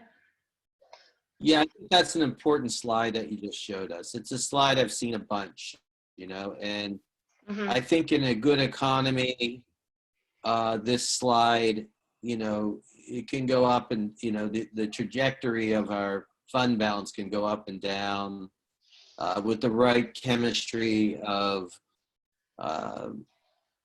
revenue and expenditures. This, you know, it seems much more sustainable. But in this particular climate, we have to be, I think it's very important for the board to attend to this particular chart here, how we use our fund balance, and plan a lot more strategically to make sure that we're providing a sustainable financial situation for the future of the school. And I think, you know, this crisis is putting a lot of pressure on the economic front, put pressure on states, it's putting pressure on individuals and taxpayers. And we have to be mindful of that and start thinking over the next year about how to be more strategic and more deliberate and more sustainable so that we have the best outcomes possible 5-10 years from now. I'm actually working on a 5-year plan, which right before the next board meeting, we have an audit/finance committee. So I'm hoping to present that to the finance committee to go over go over this into more detail and look at other where I really kind of think we're going to be.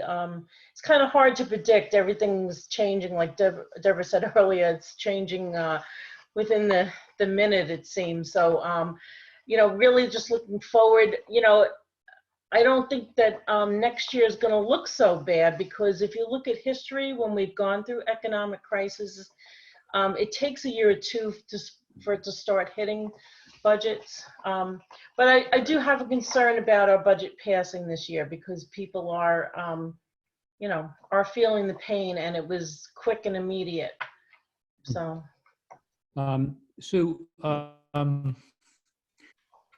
we just linger a little bit on the impact of the pandemic and talk about what are the most likely impacts, what are the least likely, just sort of do a quick roundup of how you see it affecting us. I mean, decline of state aid, I presume that's the major one. Is that the major one? Well, I mean, declining state aid is not major for Garrison, because that's not our major source of income. Our major source of income is actually taxpayer dollars. Okay. So what I was probably going to go through in the rest of the thing, but anyway, if we don't pass our budget, we have to cut at least just about $20,000 out of the budget, because we can't have a tax levy higher than what we had last year, and our tax levy increase is $219,000. So if we go into contingency, there's certain things that we can't purchase equipment, and we can't purchase certain materials and supplies. So we've actually stopped buying pretty much materials and supplies right now, unless it's COVID related.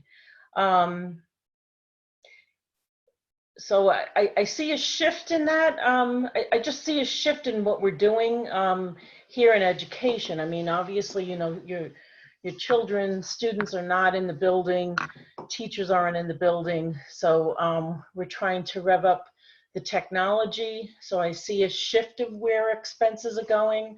And Deborah, I know, mentioned earlier that Mike Twardy and I are working with P&W BOCES to try to secure getting more PPE and disinfectants.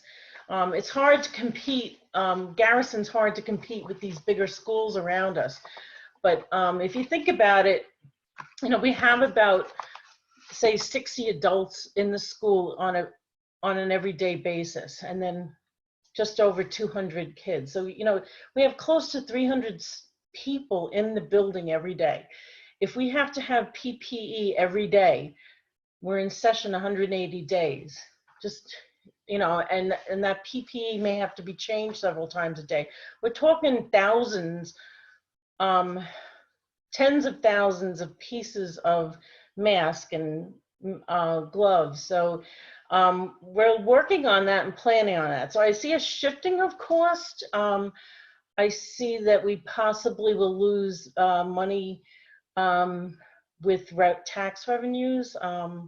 People won't be able to pay that. We're usually made whole with Putnam County, but I think all of Putnam County is probably going to be in dire straits if things don't start turning around.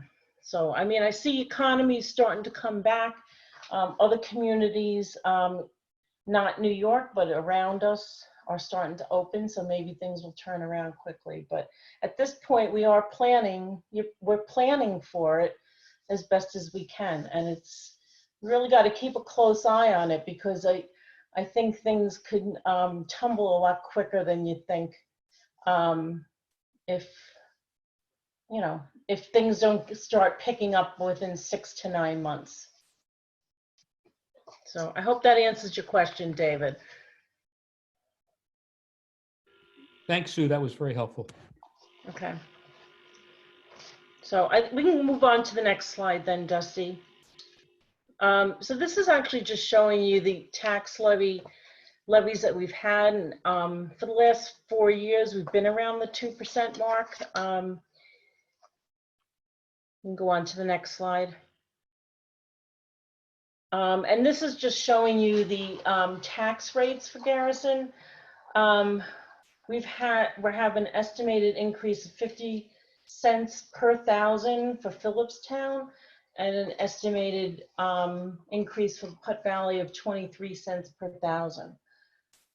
If you can go to the next slide, that would be great. So what does that mean for every individual? It means if you have an average home in Garrison, your estimated tax rate would be a 2.3% increase, which for a house that's worth $700,000 in Phillipstown or Putt Valley would be just about $160,000. No, $160 increase. Sorry, $160 increase a year. So, then the next slide, please. And this is our next steps. Hopefully you have the budget adoption tonight. Our public hearing would be the next board meeting, May 27th.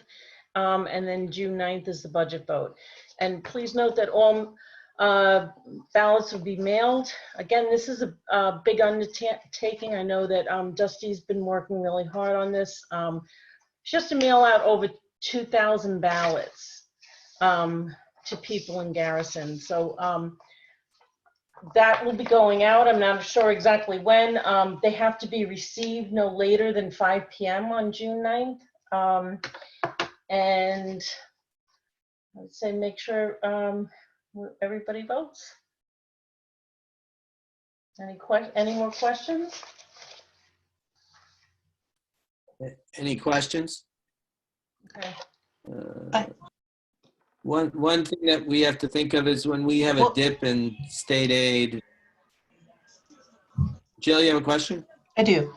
Can you hear me? Great. Yes.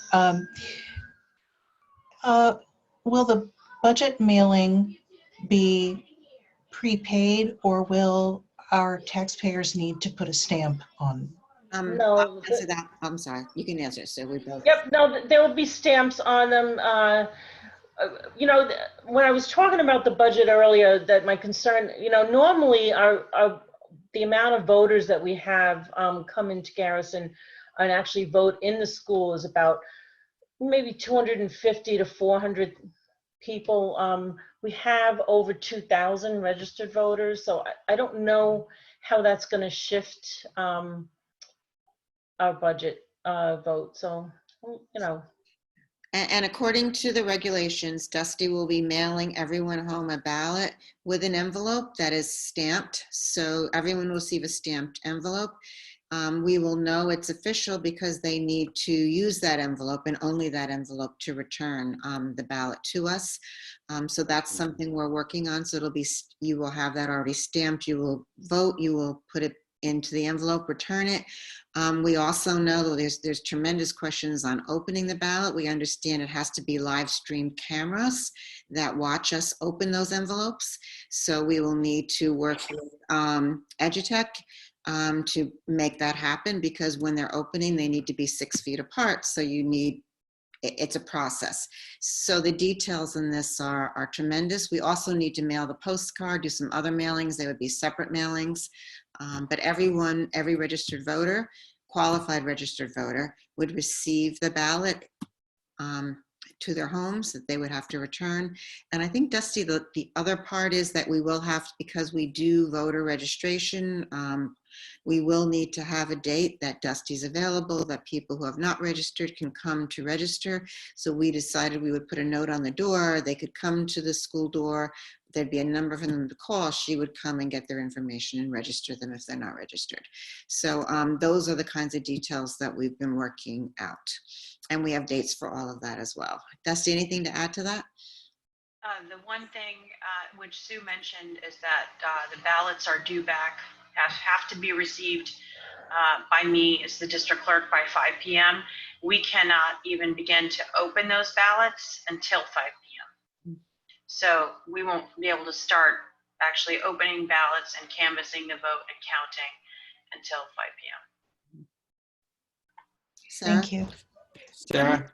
Do we need to appoint election workers as we've done in the past for this as well at the next meeting? Is that part? Okay. Yeah, Dusty and I spoke about that as to who that might be. And in the COVID environment, we're going to make some clear decisions on who's best to be in that building, 6 feet apart. It may be some of Michael's staff because they've already been trained and doing that. We will have a discussion on that as well. So those are some of the kinds of things we're talking about. And I wish I had all the answers. Sue, I'm sorry, I didn't mean to. There are a couple of our aides that live locally have helped with the budget votes in the past, and I can give you the names tomorrow.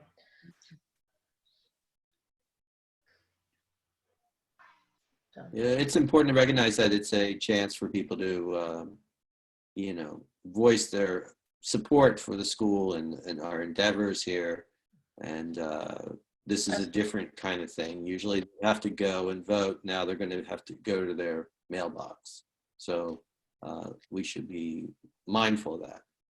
And I know we can't ask for, you know, we have to be very careful on how we express ourselves, but I just want to say that this is a remarkable school with the teachers that are absolutely doing what they need to for kids. So we're a small district, which means that as you know, with Sue, she's very careful with the spending. So we are on that cusp, as you know, so that support, you know, as much as we can, I know we appreciate our teachers. It's Teacher Appreciation Week. And the vote in many ways is we're partners in this. So our parents are partners.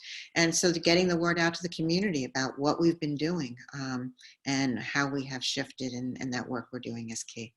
So we welcome that opportunity to share that with the community. It is the case that other districts who have been less fiscally restrained in the past are experiencing some discomfort. Am I right about that, Deborah? There's a lot of discomfort out there right now. There's districts that are, I don't even know how to begin to talk about the districts without talking about the districts, but as we specifically, but as we talk among superintendents, there's lots of questions in terms of how we're going to even survive this COVID. There's districts that doing the vote this way, they're already looking at $30,000, $40,000, $70,000 in expenditure to do this vote. Again, we did a little homework. We're using local vendors. Our costs are coming in much better than you would have expected. Thank you, Dusty, for that homework. So this is a trying time. You know, I don't really want to speak about my neighbors to say, but we're all very concerned. All of the Hudson Valley school districts are very concerned about the expenses we're going to see with COVID, the importance of keeping the staff that we have that have been so critical during this time, and having a vote that's very different than any vote we've had before. Did I answer your question, Okay, Joe? thank you for that. Yes, definitely. And Sue, thank you. Is there anything else that you had to, I don't know where we are in the slides. I think we're at the end, right? Yes. I think the end of my section. I'm not sure what's next. So. And I did to share that I misspoke earlier. I put it into text to all of you, but I kept thinking that this BOCES budget vote was the one that we've been discussing about the COVID. It is not, as I went back and just double checked. It is the general BOCES bid where we were able to pool our resources together and share with the bids that they do as opposed to doing our own bid. So I'm so sorry about that. We've been so busy looking at the COVID bids. I just made that assumption that that's what we were approving. Yeah. We usually do. Item 7, we need a motion to adopt. Oh, go for it. Yes, you need a motion. I need a motion to adopt the 2021 budget calendar. Second. Second. Thank you. Be resolved, the Garrison Union Free School District Board of Education hereby adopts the 2021 budget calendar as amended. All in favor, say aye. Aye. With a show of hands. Any nays? No nays. The ayes have it. Item 8, school budget. I need a motion to adopt the 2021 school budget as presented. Need a motion. So moved. Seconded. Second, excellent. Be resolved, that the Board of Education of Garrison Union Free School District adopts the proposed 2020-2021 school budget for the Garrison Union Free School District in the amount of $11,370,216 to be presented for voter consideration. All in favor, say aye. By a show of hands. James, if I could just ask Excellent. the board to vote via roll call for the budget, just so that we're clear on all Yep. both of the names. Okay. Jocelyn Apostella, Aye. David Gelber, Aye. James Hawk, Aye. Jill Lake, Aye. Courtney McCarthy, Aye. Matthew Spicer, Aye. Sarah Tormey. Aye. Thank you. Perfect. Anytime you need that, Dusty, let me know, okay? Okay. Thank you. All right, consent agenda. We have items A through F, or A through, sorry. Aye. I, correct? And the approval of the BOCES budget, the survey proposal, the geotech proposals in here, the health services with Tarrytown, which I'm guessing that is Hackley School, correct? Yeah, our Garrison students who go to Hackley need various services, so we fund that. And then we have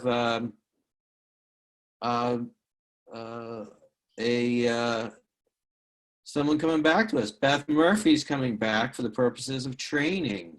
Is that right? Yeah, is that right? Excellent. Yes. Okay. So Beth will be coming back virtually, I suppose, for the purposes of virtual training. Excellent. All right.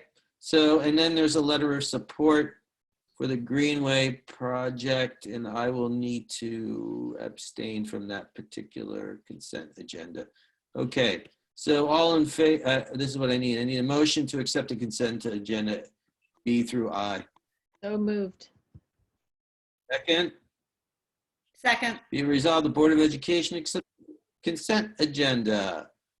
Items 9B through I as presented. All in favor, say aye. Aye. Nays and abstentions, and I abstain from the Greenway project, only because someone I'm related to is involved in that project. All right. Okay, I have to abstain too then from the Greenway. Okay, we're all abstaining. A different person, I hope. Okay. All right, good. Excellent. All right. Anyone else need to abstain in the Greenway project? Okay, it passes. Discussion items, committee updates, any committee updates? One committee update is that our finance committee needs to be bolstered. So, and this is as Sue has indicated, this is going to be a tricky time. So I'd like to call on board members to consider whether they want to serve on the budget, the finance committee, to help understand the machinations of finance in our budget a little bit more closely. So I think it would behoove us to work accordingly, to be mindful of the budget. Sarah, you have any thoughts on that, by the way? I think you shared some thoughts. Oh, regarding Sarah, you're on the finance committee, correct? It's you and yes, the finance committee. Yeah, right. Okay. You with me? Yep, I'm here. The finance committee is currently the two of us, and so we can have another one. And we can also look to increasing how often we meet and other things as we move forward. Matt Spicer, do you have anyone to nominate for the finance committee? Sure, I'll nominate Matt Spicer for the finance committee. I'll nominate myself. I'd be happy to. David Gelber, would you like to serve as an alternate? Do you have someone that you might think is an alternate, a qualified alternate for the finance committee? Well, I think I wrote. Yes, David Gelber. Excellent. I feel Terrific. totally qualified. All but I right. can't serve as an alternate. All right. Well, I think it's an important committee that we're going to need to attend to and try to really get a sense of the ins and outs of our budgetary functions a little bit more. We just be a little bit more engaged, a little bit more helpful to Sue, to the superintendent. We have a new superintendent coming in. I think it'd be really great if we're all on the same page and feel informed about our decisions. And this is one way of doing it. Okay. I think we So, should forward onward this and upward. information. I think we should forward this information to the editor of the Pingree School Alumni Magazine. That's right. Two Pingree boys. That's right. We're making them very proud tonight. We sure are. All right. Excellent. All right. Okay. Anybody, I think that said, any policy committee that's meeting? Yes, Sarah? Policy committee met, and Courtney, Deborah, Jocelyn, please feel free to jump in here. The four of us met via Zoom and continued our work on the 6,000 section. We will be meeting again tomorrow to start work on the 7,000 section. If you guys have anything you want to add, please jump in. But it's been productive. We're still going through the manual and hope to have a revised version that we can start looking at as a board.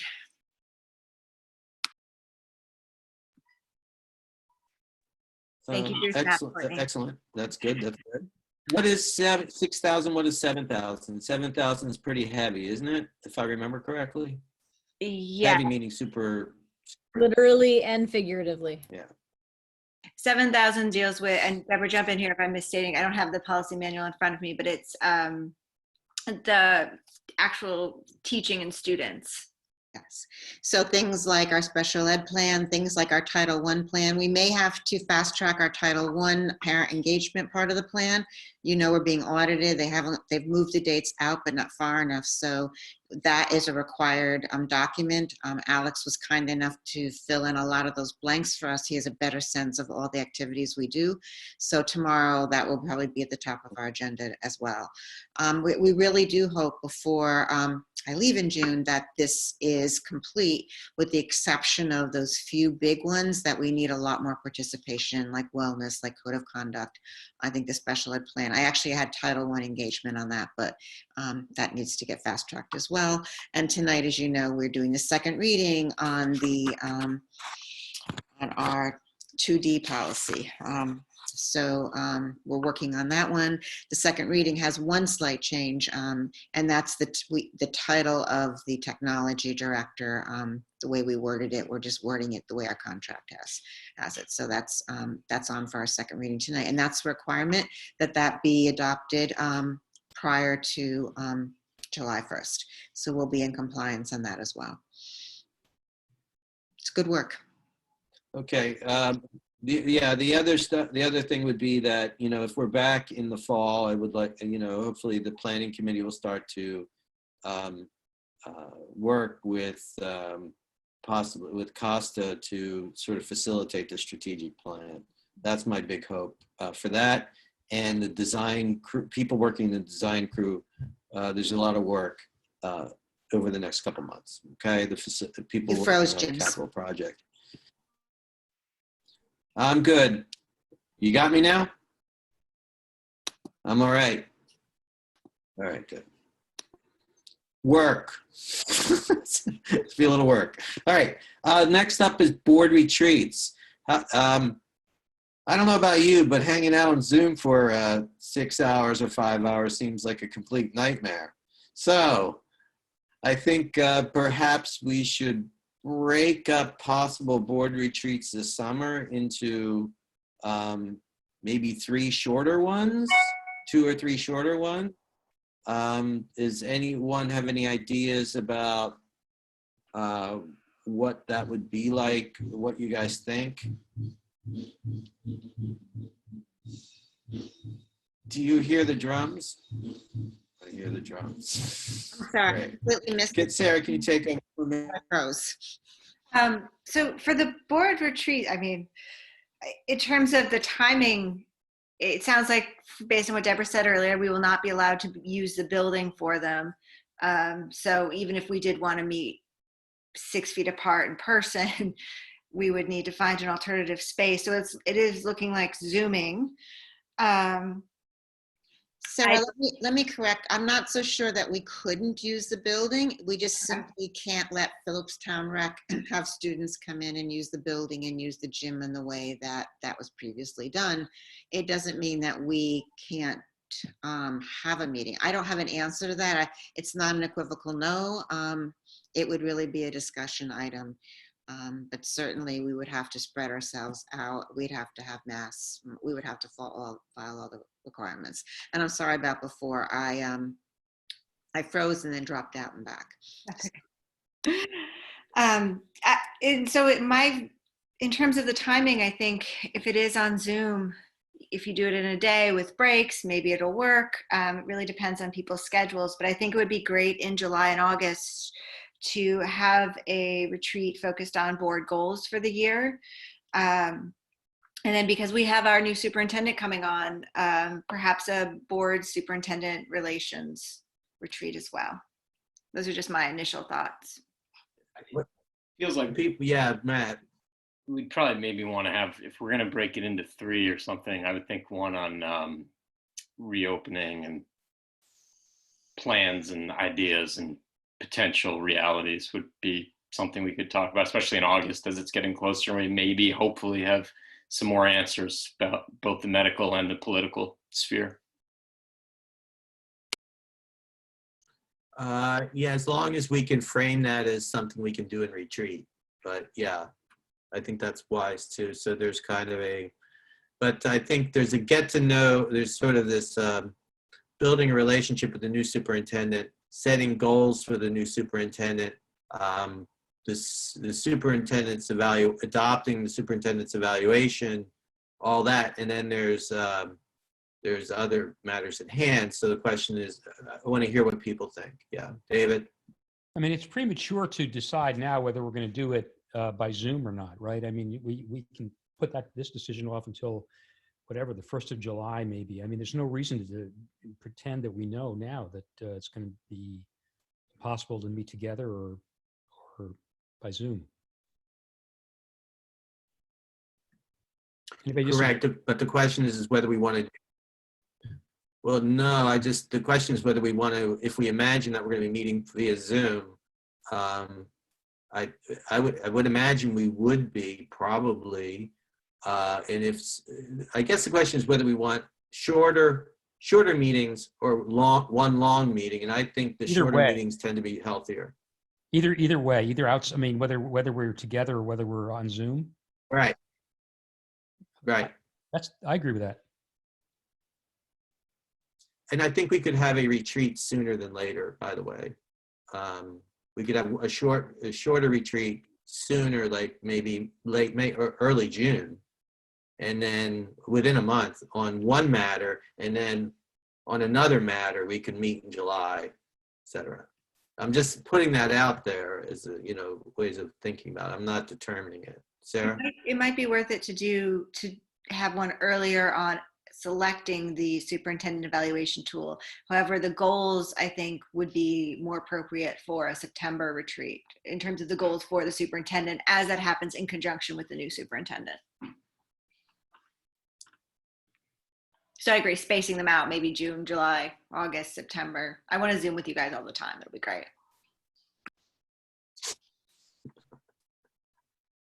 Court? What, you heard my, oh my God?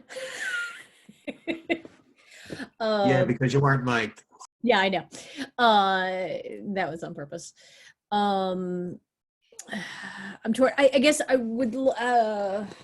I don't want to just push this off, but I think I'm a visual person, so I need maybe I just need to write it down. I need a list, or I need, if we can collaborate via email of what the various, I think we could, all of us could probably come up with 3 different retreat ideas, and we could retreat from, now till Christmas. But we need to obviously use our time well.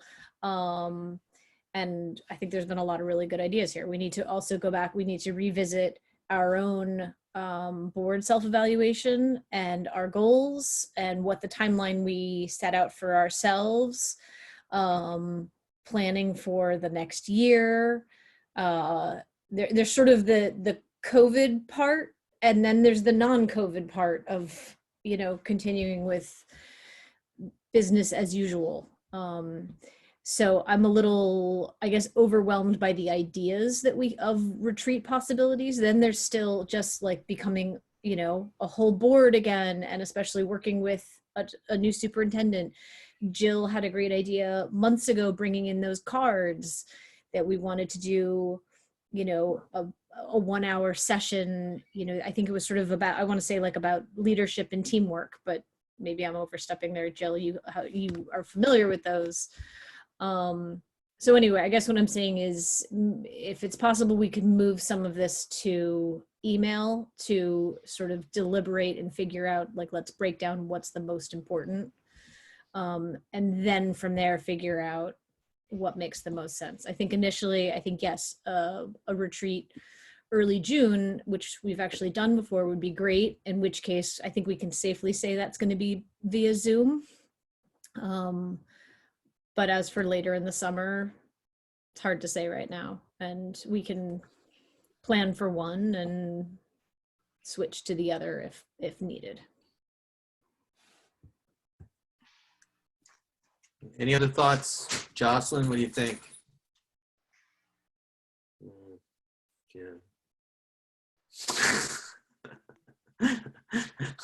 Jocelyn snapping along. Dobie Gillis, everybody. Dobie Gillis. All right. All right.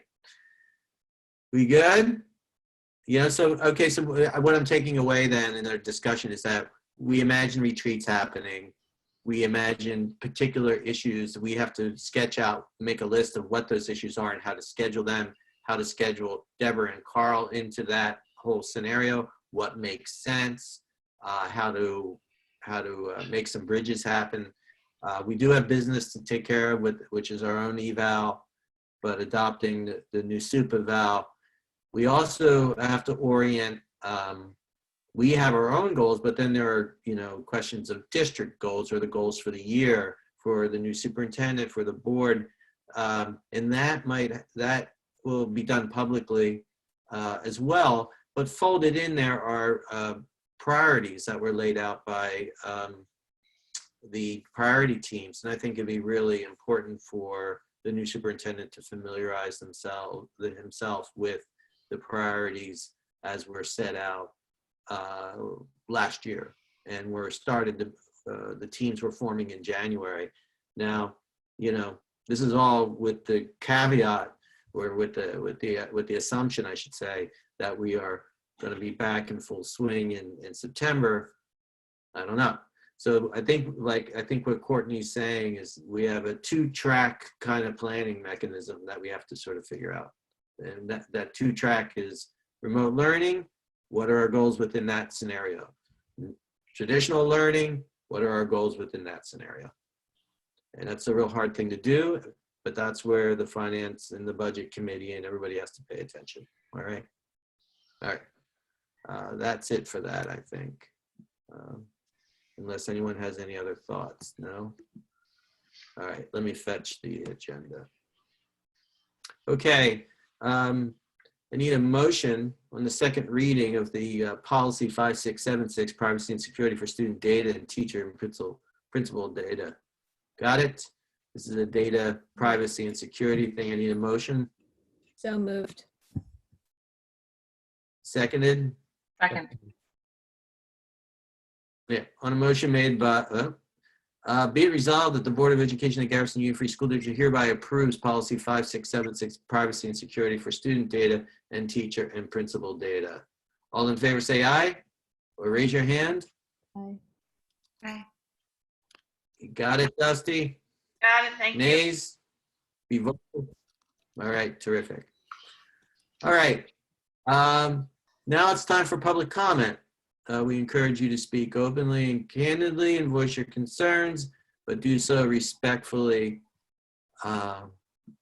and leave individual names out of it if so possible. Is there anybody in the group, in the public? Deborah, you would have a better eye on that. Any questions, comments? Chat is open. I don't have any Q&A. I don't have any chat, but I think wait time's a good thing if someone would like to speak up. While we're waiting for anyone to type in or speak up or what have you, I would just want to commend you for the rather successful, highly participatory webinar that you hosted. And I think, you know, I think the more the merrier. At the same time, you know, I think if we can schedule those so that people feel like they can have a voice and have a conversation about things that matter, I think it's really important, you know, for everyone to have that opportunity to speak and to, you know, interact with their superintendent, their principal, in any way they can. I think it's really important. Thank you. And the kindergarten one is are, phenomenal. I really have to give Stacy tons of credit. I don't even want to start naming because really that was one where I got to enjoy just watching how professional our staff was and how they excited and encouraged they were. I think, Matt, were you on that or was Jocelyn on that at all, the kindergarten orientation one? If you missed it, since you were Jocelyn, but if you missed it, Matt, you were. I do have the video of that and I'm happy to share it with anyone who may have missed that. So they were great. were there cute kids involved? No, we There are can't cute put kids involved kids in the there. kindergarten? We might have, you know, we didn't have cute kids. She had cute pictures of kids, but no cute kids. It was great. It was really great. Yeah. Yeah, as the parent of a 15-year-old and 11-year-old, I miss, you know, seeing the little ones. So, yes. All right, we good? All right, terrific. That's it. Board comment. It's your turn, peoples. David Gelber. Two things to say. One is just how nice it is to see Jill's face again, however, virtually. Welcome back, Jill. We're really glad to have you back. And the second thing is, I guess this sort of verges on the self-congratulatory, but I think we did, first of all, we picked a really great candidate for superintendent. And I really felt that the process of doing it was a very bonding one for the board. And I just feel really very good about the process as well as the outcome. That's it.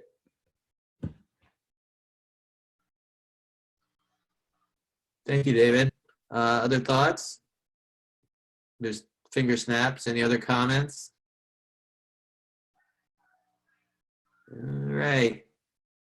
I'll just jump in and say Yeah, Sarah. a big thank you to all the teachers for all your hard work right now and all the time. And I'm sad we can't be there to give you delicious treats and things through the PTA and through GSEF like they normally do. I'm sure GSEF and PTA are sad too. But know that if we could bring you cupcakes, we would. And thank you to Nurse Melissa as well for all her efforts and happy Nurse Day. So thank you.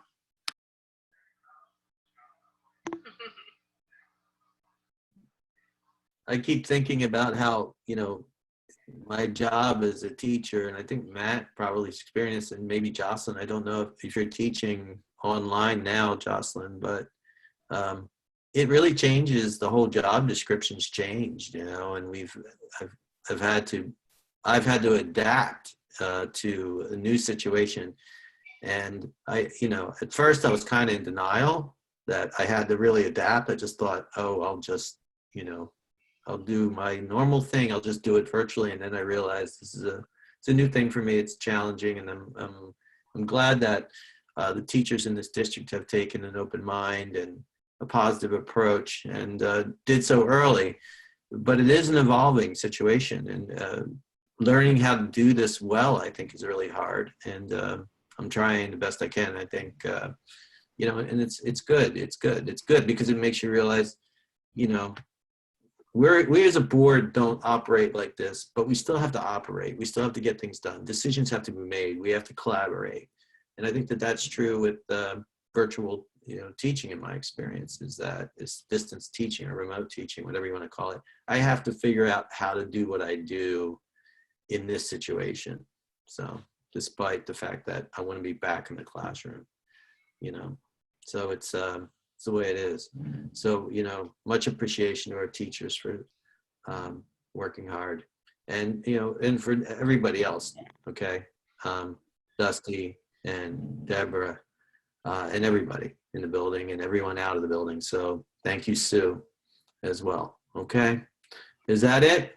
Motion to adjourn? Just briefly second that and say to students too, I know it's a huge adjustment for all the kids out there. So shout out to them for remote learning, which is as different as remote teaching. And I think they're all doing a great job throwing themselves into this.